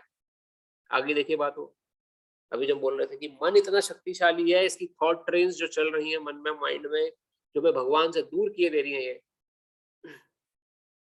ये इतनी बलवती मन है कि इसके कंपैरिजन में अर्जुन बोल रहा है कि मैं हवा को कंट्रोल कर सकता हूं पर मन को नहीं कंट्रोल कर पा रहा हूं, क्या करूं बताइए। अर्जुन की ऐसी स्थिति, तो आप और हम तो बहुत साधारण व्यक्ति हैं। तात्पर्य श्रील प्रभुपाद कहते हैं मन इतना बलवान, तात्पर्य श्रील प्रभुपाद की जय, मन इतना बलवान तथा दुराग्रही है कि कभी कभी ये बुद्धि का उल्लंघन कर देता है, यद्यपि उसे बुद्धि के अधीन माना जाता है। इस व्यवहार जगत में जहां मनुष्य को अनेक विरोधी तत्वों से संघर्ष करना होता है, उसके लिए मन को वश में कर पाना अत्यंत कठिन हो जाता है। कृत्रिम रूप में मनुष्य अपने मित्र शत्रु दोनों के प्रति मानसिक संतुलन स्थापित कर सकता है, किंतु अंतिम रूप में कोई भी संसारी पुरुष ऐसा नहीं कर पाता, क्योंकि ऐसा कर पाना वेगवान वायु को वश में करने से भी कठिन है।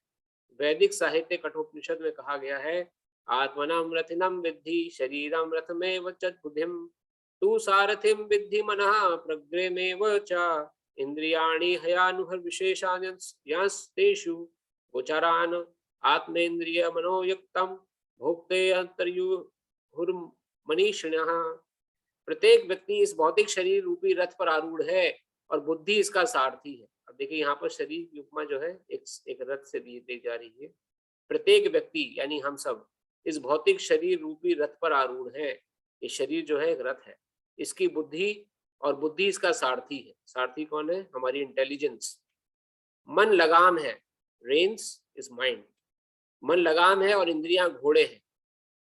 इस प्रकार मन तथा इंद्रियों से की संगति में यह आत्मा सुख तथा दुख भोगता है, ऐसा बड़े बड़े चिंतकों का कहना है।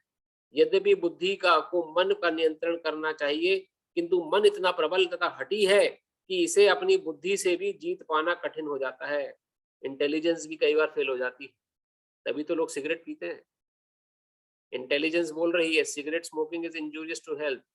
इंटेलिजेंस दिखा रही है, पैकेट पे लिखा हुआ है cigarette smoking is injurious to health, पर मन कर रहा है जी सिगरेट जरूर पीनी। तो मन बुद्धि को भी हरा देता है। Intelligence says that drinking is bad habit, liver जलेगा ही जलेगा, लेकिन मन इंटेलिजेंस को भी फेल कर देता है। तो वही यहाँ बात आ रही है, किंतु मन इतना प्रबल तथा हठी है कि अपनी बुद्धि से भी जीत पाना कठिन हो जाता है।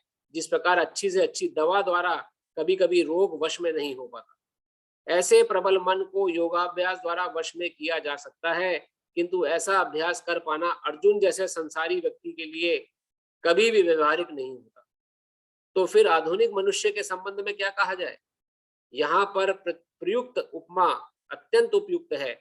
झंझावत को रोक पाना कठिन होता है और उच्छृंखल मन को रोक पाना तो और भी कठिन है। मन को वश में रखने का सरलतम उपाय जिसे भगवान चैतन्य ने सुझाया है, यह है कि समस्त दैन्यता के साथ मोक्ष के लिए हरे कृष्ण महामंत्र का कीर्तन किया जाए। तो इसलिए हम लोग हरे कृष्ण महामंत्र जप करते हैं कि ये सूक्ष्म रूप से मन पे नियंत्रण करता है। आप हरे कृष्ण मंत्र जप करें। अब मैं आपसे प्रार्थना करता हूँ कि हरे कृष्ण महामंत्र जप करिए साथ मिलके। कुछ लोग म्यूट से हटके जप करते हैं, कुछ मैं उम्मीद करता हूँ सभी लोग करते होंगे जप, लेकिन कुछ हम में से ऐसे भी हो सकते हैं जो जप ना कर रहे हैं, बोलने के, क्योंकि कह रहे हैं कि अरे अभी 10 मिनट जब चलेगा, चलो मैं इधर का काम निपटा लेता हूँ, वहाँ का काम निपटा लेता हूँ। शुरू में ऐसा होता होगा, जब तक जब चलेगा 5 मिनट कथा शुरू होने में भी टाइम है, तो 5 मिनट होगा काम निपटा लेते हैं, तो जप ही कर रहे हैं, तो मन इधर उधर भगा के ले गया। और फिर जब कथा शुरू हुई तो फिर से हम आगे कथा करते हैं। तो इसका क्या है कि जब आप हरे कृष्ण महामंत्र जप कर रहे हैं तो मन आपको कुलबुला रहा है अंदर से कि यहाँ बैठने क्या, 5 मिनट भी माला चलेगी, तब तक कोई इधर उधर का काम निपटा लेते, कथा भी, लेकिन फिर भी आप जबरदन वहां बैठे, जबरन माला जप कर रहे हैं, मन पे संयम का कोड़ा लगा रहे हैं। हमारे गुरु महाराज जी वैष्णव बताते हैं, मन पे संयम के कोड़े लगाते चलो, कृष्ण गोविंद गोपाल गाते चलो, ख्याल आएगा उनको कभी ना कभी, पास पाओगे उनको कभी ना कभी, अपने रथ को सुपथ पे चलाते चलो, कृष्ण गोविंद गोपाल गाते चलो। तो ये रथ की वर्णन हुआ है, ये शारीरिक रथ है, इसको सुपथ पे चलाते रहना है। मन आपको भगाने की कोशिश करेगा, लेकिन संयम के कोड़े इस पे लगाने, संयम रखना है, हर चीज पे संयम रखना है।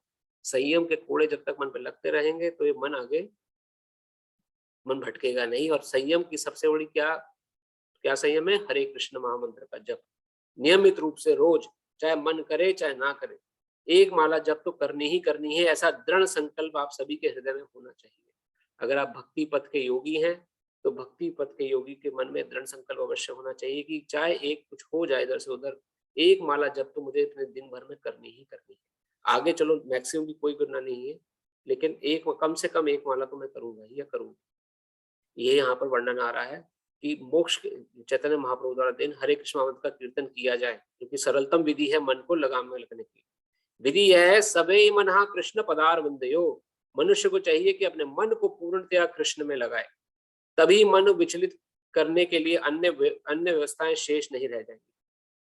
और जब मन कृष्ण की सेवा में लग जाएगा तो empty mind is a devils house, हम सभी जानते हैं। जब एम्प्टी माइंड होगा नहीं, सेवा कर रहे होंगे भगवान की, तो कहां से फिर कोई और विचार आएगा। ऐसी सेवा करते करते भगवान के धाम चले जाएंगे, वहां भी सेवा करते रहेंगे। तो जो भगवान का भक्त होता है उसे इसी जीवन में मुक्ति मिल जाती है, उसे मरना नहीं पड़ता मुक्ति लेने के लिए, उसे इसी जीवन में ही मोक्ष मिल गया। उसी जैसे ही कोई भगवान की सेवा में लग गया तो मन की सेवा छोड़ दी उसने।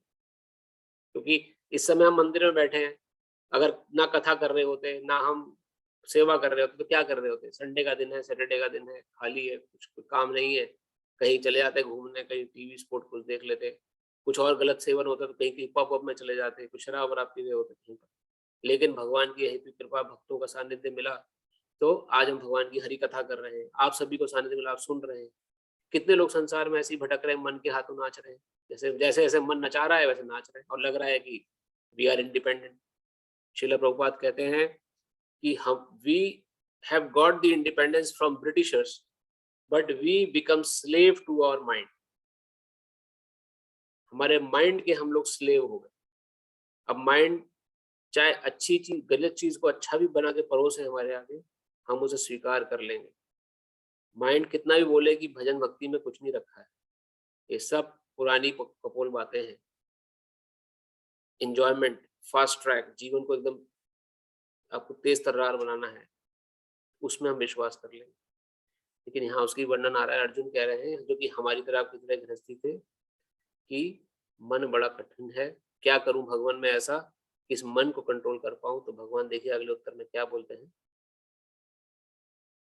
श्री भगवानुवाच असंचयं महाबाहो मनो दुर्निग्रहं चलम अभ्यासेनु तु कौन्तेय वैराग्येण च गृह्यते। कोई बात आगे देखिए, अभ्यास करो अर्जुन। भगवान श्री कृष्ण ने कहा, हे महाबाहु कुंती पुत्र, निसंदेह चंचल मन को वश में करना अत्यंत कठिन है। स्वयं श्री हरि विष्णु कृष्ण बोल रहे हैं, भैया मन इतना साधारण खिलाड़ी नहीं है, इसको वश में नहीं कर पाओगे, ये तुम्हें नचाएगा ही नचाएगा, बहुत कठिन। लेकिन क्या करो, किंतु उपयुक्त अभ्यास द्वारा तथा विरक्ति द्वारा ऐसा संभव है। यहाँ भगवान साथ साथ एक क्लू भी दे रहे हैं, एक की दे रहे हैं, या कुछ एक इंफॉर्मेशन दे रहे हैं कि इफ यू रियली इंटरेस्टेड, अगर आप सही में मन को कंट्रोल करना चाहते हैं तो क्या करें, अभ्यास करें। अभ्यास किस चीज का, वो विधि हमें आगे बताएंगे भगवान। हरे कृष्ण महामंत्र की विधि हमें मिल चुकी है, वो तो हमें करना ही करना है। तात्पर्य श्रील प्रभुपाद की जय। अर्जुन द्वारा व्यक्त इस हठीले मन को वश में करने की कठिनाई को भगवान स्वीकार करते हैं, किंतु साथ ही वे सुझाते हैं कि अभ्यास तथा वैराग्य द्वारा यह संभव है। यह अभ्यास क्या है? वर्तमान युग में तीर्थवास, परमात्मा का ध्यान, मन तथा इंद्रियों का निग्रह, ब्रह्मचर्य पालन, एकांतवास, अधिक आदि कठोर विधि विधानों का पालन कर पाना संभव नहीं है। किंतु कृष्ण भावनामृत के अभ्यास से मनुष्य भगवान की नवदा भक्ति का आचरण करता है। ऐसी भक्ति का प्रथम अंग है कृष्ण के विषय में श्रवण करना।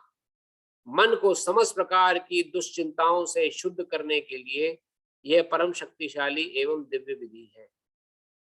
कृष्ण के विषय में जितना ही अधिक श्रवण किया जाता है, उतना ही मनुष्य उन वस्तुओं के प्रति अनासक्त होता है जो मन को कृष्ण से दूर ले जाने वाली। मन को उन सारे कार्यों को से विरक्त कर लेने पर, जिससे कृष्ण का कोई संबंध नहीं है, मनुष्य सुगमता पूर्वक वैराग्य सीख सकता है। वैराग्य का अर्थ है पदार्थ से विरक्ति और मन तथा आत्मा में प्रवृत्त होना। निर्विशेष आध्यात्मिक विरक्ति कृष्ण के कार्यकलापों को में मन को लगाने की अपेक्षा अधिक कठिन है। यह व्यवहारिक है, क्योंकि कृष्ण के विषय में श्रवण करने से मनुष्य स्वतः परमात्मा के प्रति आसक्त हो जाता है। यह आसक्ति परेशानुभूति या आध्यात्मिक तुष्टि कहलाती है। यह वैसी ही है जिस तरह भोजन के प्रत्येक कौर से भूख की तुष्टि प्राप्त होती है।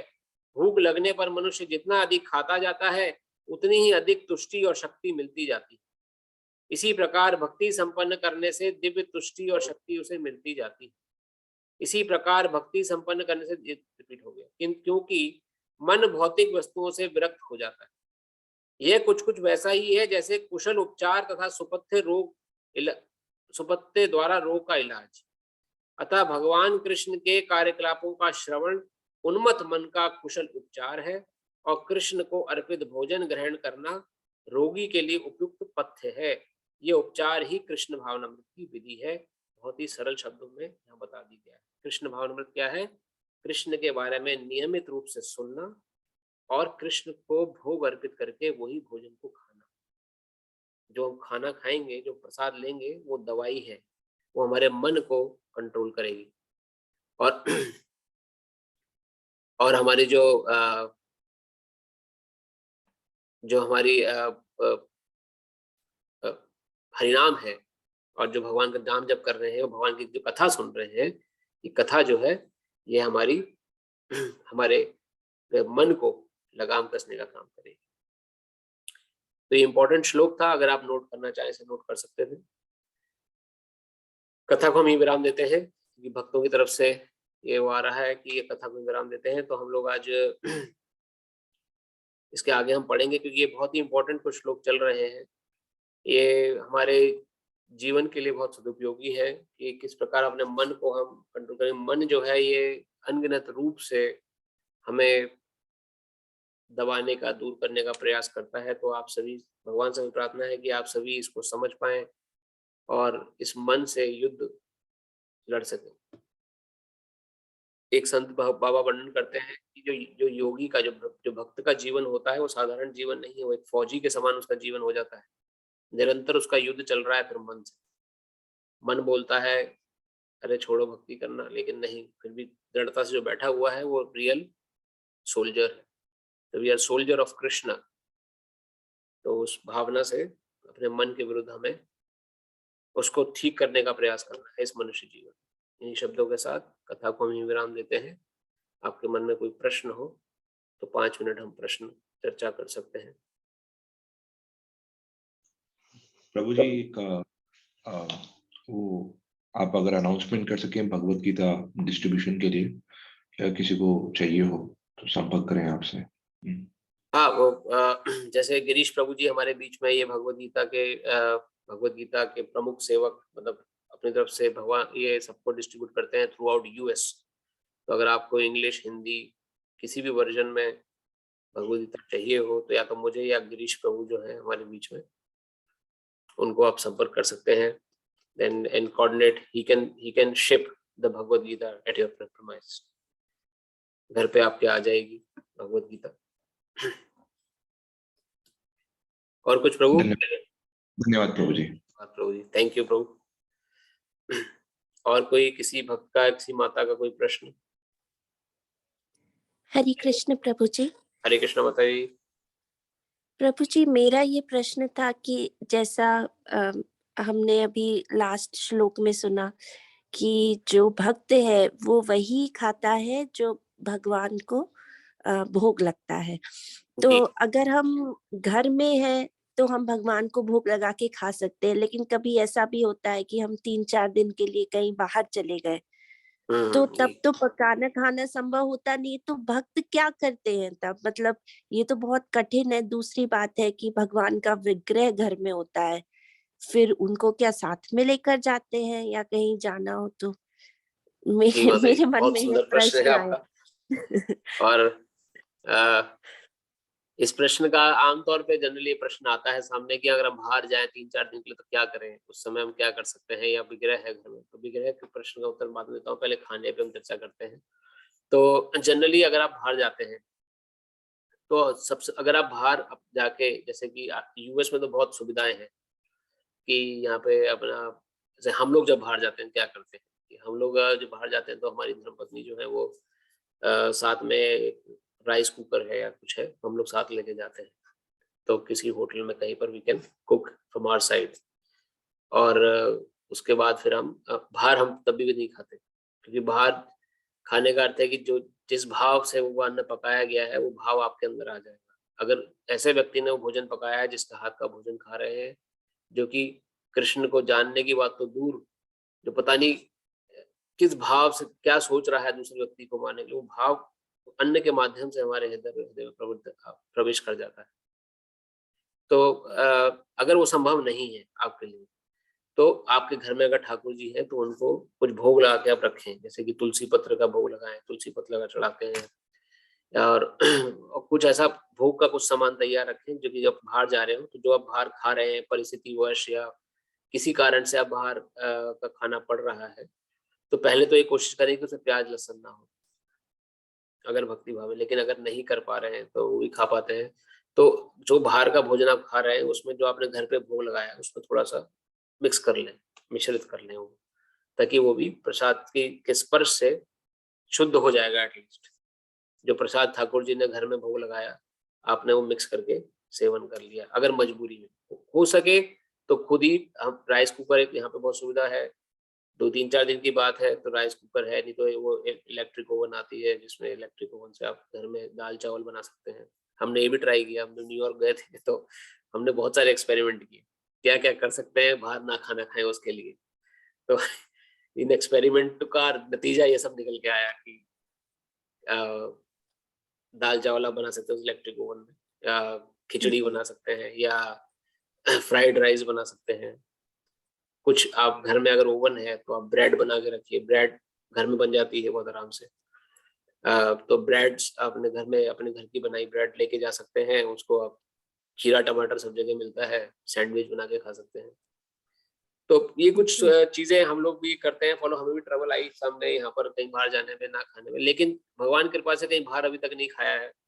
और अब ऐसा हो गया कि जिस किसी के घर में भी जाते हैं तो उस व्यक्ति विशेष को पता है कि ये आ गए, अब इनके लिए हमें 2-3 दिन बिना प्याज का खाना बनाना है, और ये अपने हिसाब से वो करेंगे। तो अब सामने वाले भी समझ गए भगवान उनके घर में, क्योंकि जैसे हमने पढ़ा कि भगवान सभी के हृदय में परमात्मा रूप में विद्यमान है। एक बार कठोर नियम लेना पड़े कि हम किसी के घर बोले कि भाई हम एक साधन भक्ति कर रहे हैं, हमारा कुछ विशेष वो है, तो उसके बाद सामने वाला व्यक्ति के हृदय में भगवान जरूर स्फुरित कराते हैं भाव ये कि आपको इसके लिए थोड़ा साफ सुथरी जगह पर ऐसा रखना है। वो सामने से ही वो व्यक्ति अब बिना प्याज लहसुन का खाना बनाते हैं हमारे लिए, जब कभी किसी के घर में हम जाते हैं, क्योंकि वो जानते हैं कि बे प्याज लहसुन नहीं खाएंगे कि अपने ठाकुर जी को भोग लगाएंगे। अच्छा, जो विग्रह आपके रूप में है, घर में है, तो विग्रह जनरली अगर चलायमान विग्रह है तो साथ ले जाना चाहे साथ ले सकते हैं। छोटा सा एक मंदिर आप एक टोकरा या कुछ टोकरी या बैग बना सकते हैं भगवान के लिए। उस बैग में आप भगवान को बिठा सकते हैं, लिटा सकते हैं शयन मुद्रा में, और कहीं लेके जाना चाहे साथ में लेके जा सकते हैं उनको, और वहाँ पे उनकी सेवा कर सकते हैं। जैसे घर पे सेवा कर रहे हैं, जैसे होटल में कहीं पर कोई रूम है, वहाँ पे रूम में आप टेबल्स होती हैं, टेबल को थोड़ा कपड़े पानी से साफ कर लिया, हल्की सी गंगा जल की बोतल हमारे टेम्पल में इस्कॉन मंदिर में है स्प्रे वाली बोतल, वो स्प्रे वाली गंगा जल की बोतल अपने पास हमेशा रखिए, ताकि कुछ अगर आपको कहीं बैठाना हो, शुद्ध करना हो, तो हल्का सा स्प्रे कर दिया गंगा जल का आपने थोड़ा वहाँ पर, तो वहाँ पर गंगा जल थोड़ा स्प्रे करके थोड़ी जगह साफ करके वहाँ ठाकुर जी को विराजित कर लीजिए। जो सेवा वहाँ कर रहे हैं 3-4 दिन वहाँ भी सेवा कर सकते हैं अगर संभव है। अगर नहीं संभव है तो ठाकुर जी को घर में ही आप शयन करा दें, या किसी मित्र के घर में छोड़ दें, जो मित्र आपकी जगह सेवा कर सके ठाकुर जी की, जितने दिन आप बाहर हैं। तो ये कुछ विकल्प है। अगर ठाकुर जी आपके साथ जा रहे हैं और आप वहाँ बाहर भी जाके कुछ अपना घर बना खा रहे हैं, तो वहाँ पर आप भोग लगा सकते हैं ठाकुर जी। तो ये कुछ चीजें आप फॉलो कर सकते हैं। थोड़ी डिफिकल्टी है इसमें, लेकिन संभव है। हम लोग भी इसका प्रयास करते हैं, और जो मैं प्रयास करता हूँ वो मैं आपको बता रहा हूँ। बहुत कठिन है प्रभु जी, ऐसा मतलब कर सकते हैं, लेकिन जब सोचा जाए तो आसान नहीं है, और आप नहीं कर होता रहे हैं। जितना संभव हो, हाँ जितना आराम से आप कर सके कोशिश ये करें। जी। देखिए कि 4 नियम का पालन तो हर परिस्थिति में करने का प्रयास करें, जो कि ये मन भगाने का प्रयास करेगा। 4 नियम क्या क्या है? पहला नियम है कि किसी प्रकार का नशा नहीं करना। भक्ति क्षेत्र में आके ये 4 नियम जो थे, ये नियम जो है ये हर युग में ये भक्ति को डिस्ट्रॉय करने के लिए काफी है। तो ये 4 नियम है। पहला नियम है किसी प्रकार नशा नहीं करना, जिसमें चाय और कॉफी भी आता है। तो चाय कॉफी अगर आप लेते हैं तो धीरे धीरे प्रयास करें, अगर छूट जाए, नहीं छूटता भगवान से प्रार्थना करें, लेकिन चाय कॉफी भी वर्जित बताई गई है। क्योंकि उसमें कैफीन और टैनिन की मात्रा होती है जो कि साधक की साधना के लिए उपयोगी नहीं, जी। तो ये नशे के अंदर आती है इसलिए। उसके बाद दूसरा नियम है किसी प्रकार का मांसाहार नहीं करना, जिसमें कि प्याज और लहसुन भी आता है। प्याज और लहसुन के को भी तामसिक आहार बोला गया है, इसलिए नवरात्रों में देखिएगा कुछ लोग नहीं खाते प्याज लहसुन, छोड़ देते हैं बिल्कुल, प्याज की चीज नहीं बनेगी, लहसुन नहीं डाला जाएगा, क्योंकि तमो खाली 9 दिन के लिए छोड़ देंगे, फिर बाकी दिन क्या बच जाएंगे, बाकी दिन खाएंगे तो फिर जो अपराध लगना था वो बाकी दिन में लगेगा। लेकिन प्याज लहसुन को भी एक एक उत्तेजक आहार बताया गया है, जो आपकी जो हमारे अंदर हमारी उत्तेजना पैदा करता है, जो हमारी साधना के लिए सही नहीं, साधन भक्ति के लिए सही नहीं है, इसलिए प्याज लहसुन को भी मांसाहार की उपमा दी गई है। तो ये दूसरा नियम है। पहला नियम नशा नहीं करना, जिसमें चाय कॉफी है भी सम्मिलित है। दूसरा नियम किसी प्रकार का मांसाहार नहीं करना, जिसमें कि प्याज लहसुन भी आता है।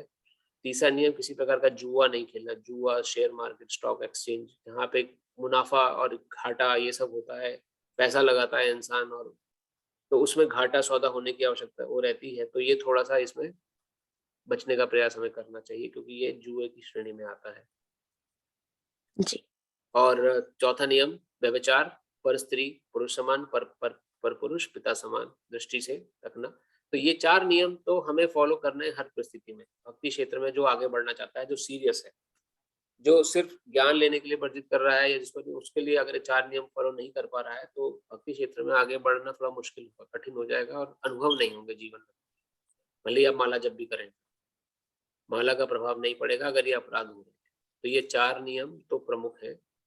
पहले नियम जो मांसाहार है वो इसलिए मना किया गया है क्योंकि उससे दया भाव चला जाता है इंसान के हृदय से।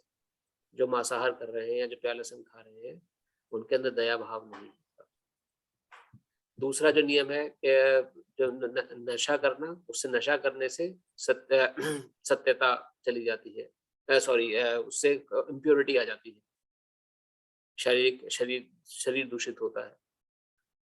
तीसरा नियम जो है जुआ नहीं खेलना, जुआ खेलने से सत्यता यानी सत्य बोलना, झूठ बोलना इंसान सीख जाता है, वो झूठ बोलता है जो जुआ खेलता है। और चौथा नियम व्यभिचार, उससे क्या होता है, हमारा चरित्र खराब होता है। इसलिए इन सभी चीजों को, चारों चीजों को तो हर परिस्थिति में हमें कोशिश करना है कि हम बचा सकें। भक्ति अगर कर रहे हैं, नहीं बचा पा रहे हैं या कुछ अगर किसी कारण से बाहर अगर सेवन कर पा रहे हैं या क्योंकि बाहर का खाना खाने से या क्या होता है, किस भाव से खाना बनाया गया या किन हाथों से वो पकाया गया जिस हाथ में, तो वो सब चीजों का दूषित होना बहुत स्वाभाविक है। तो अगर संभव नहीं हो पा रहा है तो जैसे मैंने आपको बताया कि घर में आप भोग लगा के रखें, कोई ड्राई फ्रूट्स आते हैं, जैसे ड्राई फ्रूट्स भोग लगा लें भगवान को, वो खराब नहीं होते। तो कहीं बाहर गए तो ड्राई फ्रूट साथ में ले गए। अगर आपको बाहर परिस्थितिवश खाना पड़ रहा है तो ड्राई फ्रूट थोड़े से अपने अपने खाने में हल्का से एक आध ड्राई फ्रूट डाल लिया, मिक्स हो गया, कैन ईट दैट फूड। लेकिन प्याज लहसुन से फिर भी बचने का प्रयास करें अगर हो सके संभव। नहीं तो भगवान से प्रार्थना करें आप, भगवान हम भक्ति करना चाहते हैं पर परिस्थिति ऐसी है, क्योंकि भगवान तो सबके पिता है ना, आप चाहे प्याज लहसुन खाएं या ना खाएं, वो पिता तब भी है हमारे। उनसे प्रार्थना जी। करें कि हम भक्ति में आगे बढ़ना चाहते हैं पर प्रयास कर भी रहे हैं, लेकिन नहीं, कृपया हमें आप सामर्थ्य दें कि हम अपने मन को कंट्रोल कर सकें। एंड ऑफ द डे सारा मन का खेल हो जाता है। मन ही बोलता है अरे दुनिया क्या कहेगी, हम ये सब कर देंगे, ये सब दुख इसलिए मुश्किल लगता है क्योंकि दुनिया का डर आ जाता है।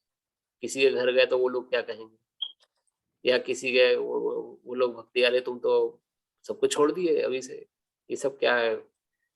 तो वो सब चीजें मन का भी आती है। कुछ मन बोलता है कि अरे ये सब हमेशा तो होने वाला नहीं है, अभी क्या नए नए चीज थोड़ी हमने शुरू कर दी है। तो ये सब चीजें मन में आती है कि हर समय संभव नहीं हो सकता है। ये सब चीजें, ये सब मन का ही खेल है। मन को दृढ़ बनाने का खेल का ही भक्ति क्षेत्र में आगे बढ़ सकता है, जो मन में दृढ़ता लेके आए। तो प्रयास करिए माता जी। जैसे अर्जुन को भगवान ने कहा ना, देखिए यहाँ भगवान क्या कह रहे हैं, किंतु अभ्यास द्वारा विरक्ति ऐसा संभव हो सकता है। जैसे जैसे अभ्यास करेंगे, और ये एक दिन का खेल नहीं है, ये नहीं करना, ये एक जन्म का खेल। ऐसा नहीं कि आपने भक्ति शुरू कर दी अब या आप गीता श्रवण कर रही हैं या कुछ है तो बस अब भगवान के दर्शन हो ही जाएंगे। अभी तो कुछ हमें अपना किसी को कुछ नहीं पता, तो एक लाइन में लग गए हैं, एक लाइन में चल रहे हैं, पता नहीं कब सफलता मिलेगी नहीं भी मिलेगी, कितने जन्म अभी और लेने हैं, कितना क्या है, लेकिन ये गारंटेड है कि प्रोसेस शुरू कर दी, वो जरूरी है, इस प्रोसेस से नीचे नहीं करना है।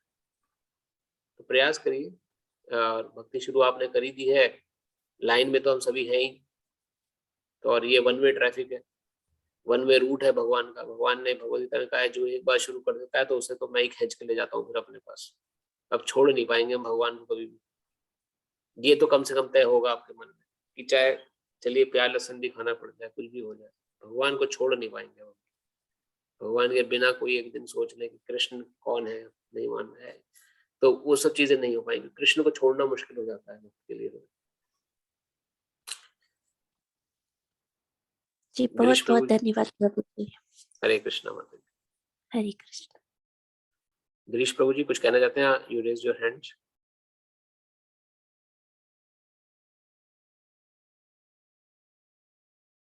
ओके, अगर कोई और भक्त का कोई प्रश्न ना, तो प्रभु जी कुछ कह रहे हैं गिरीश प्रभु? सॉरी मैं म्यूट पे था प्रभु जी। तो कभी कभार आप ट्रैवल करते हैं, फ्लाइट में रहते हैं, तो उस टाइम पे तो आपके पास ऑप्शन नहीं रहेगा, करेक्ट?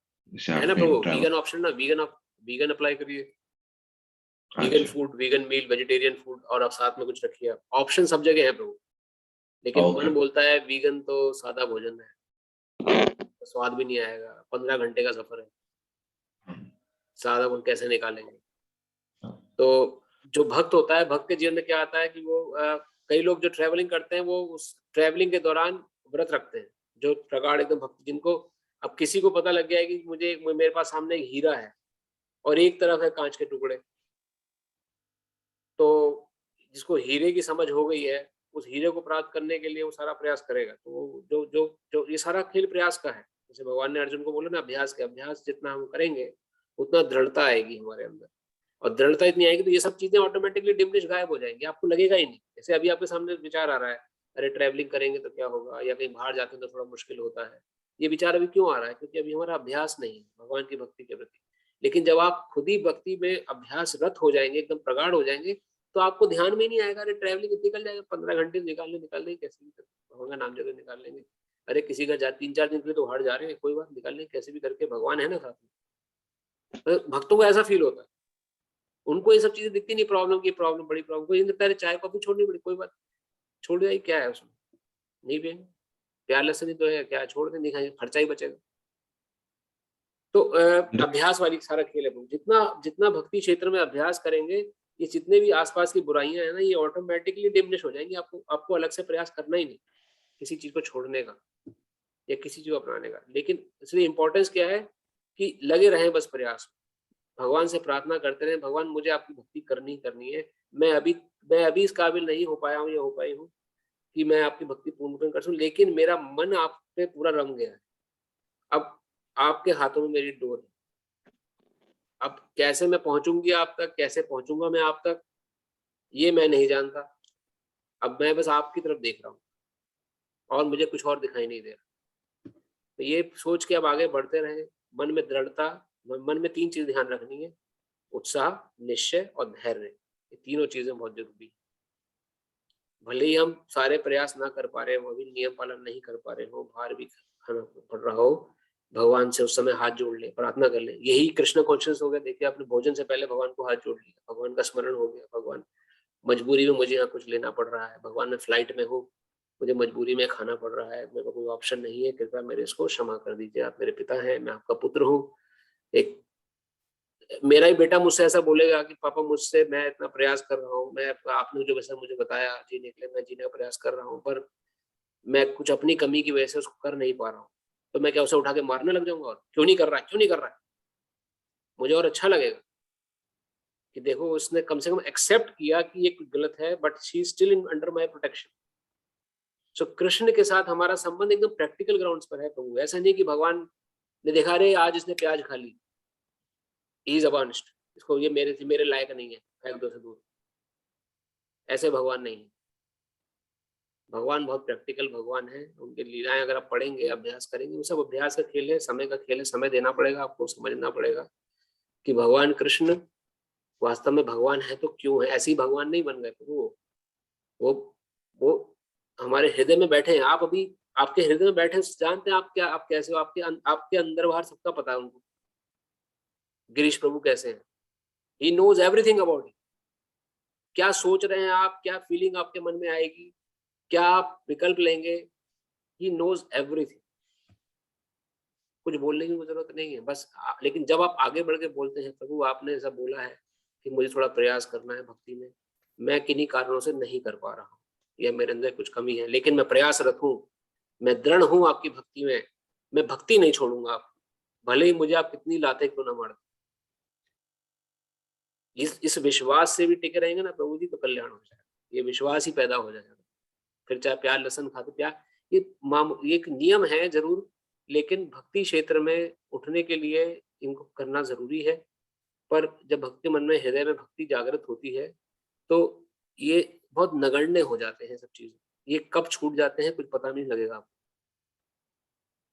ये विश्वास मन में रखें, वो भगवान से सदैव बोलते रहें, हे कृष्ण आपके पास हमेशा दो ऑप्शन है, या तो आप मुझे गले लगा लोगे या लात मार दो, भगा दोगे। मेरे पास खाली एक ही ऑप्शन है, वो आप हो। मेरे पास कोई और दूसरा ऑप्शन ही नहीं। तो अब चाहे आप मुझे लात मारो, भगा दो, या मुझे अपना लो, मेरे सामने तो सिर्फ आप ही हो।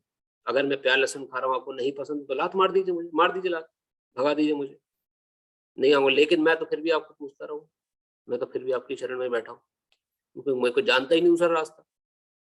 ये भाव जागृत कर लीजिए प्रभु, फिर अपने आप सब छूट जाएगा।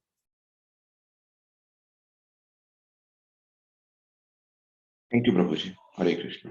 हरे कृष्ण। आज समय प्रार्थी हैं, थोड़ा समय ऊपर हो गया, लेकिन प्रश्न अच्छे थे, प्रैक्टिकल प्रश्न थे, और हम भी इस सब से निकल के आ चुके हैं, तो इसलिए थोड़ा समय लग गया। तो आप सभी से बहुत बहुत धन्यवाद। आप समय निकाल कर आते हैं तो हमें भी प्रेरणा मिलती है भगवान की सेवा के हेतु कुछ बोलने की, उनकी तरफ श्रद्धांजलि अर्पित करने की। तो आप आते रहें तो भगवान की कृपा जरूर आप सभी को मिलेगी। और हम भगवान से ये प्रार्थना करते हैं कि आपका जीवन शुभ रहे और आगे आने वाला हफ्ता शुभ रहे। तो नेक्स्ट वीक फिर से हम लोग कथा को आगे बढ़ाएंगे इन्हीं शब्दों के साथ।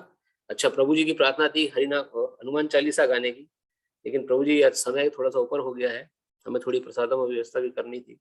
जनक प्रभु जी पता नहीं है, शायद छोड़ गए, चले गए अभी। तो आज हनुमान जी का विशेष दिन है, तो आपको जब समय मिले तो जरूर उनसे प्रार्थना करें, उनके दर्शन करें, उनसे भक्ति का आशीर्वाद प्राप्त करें। हरे कृष्णा। हरे कृष्णा।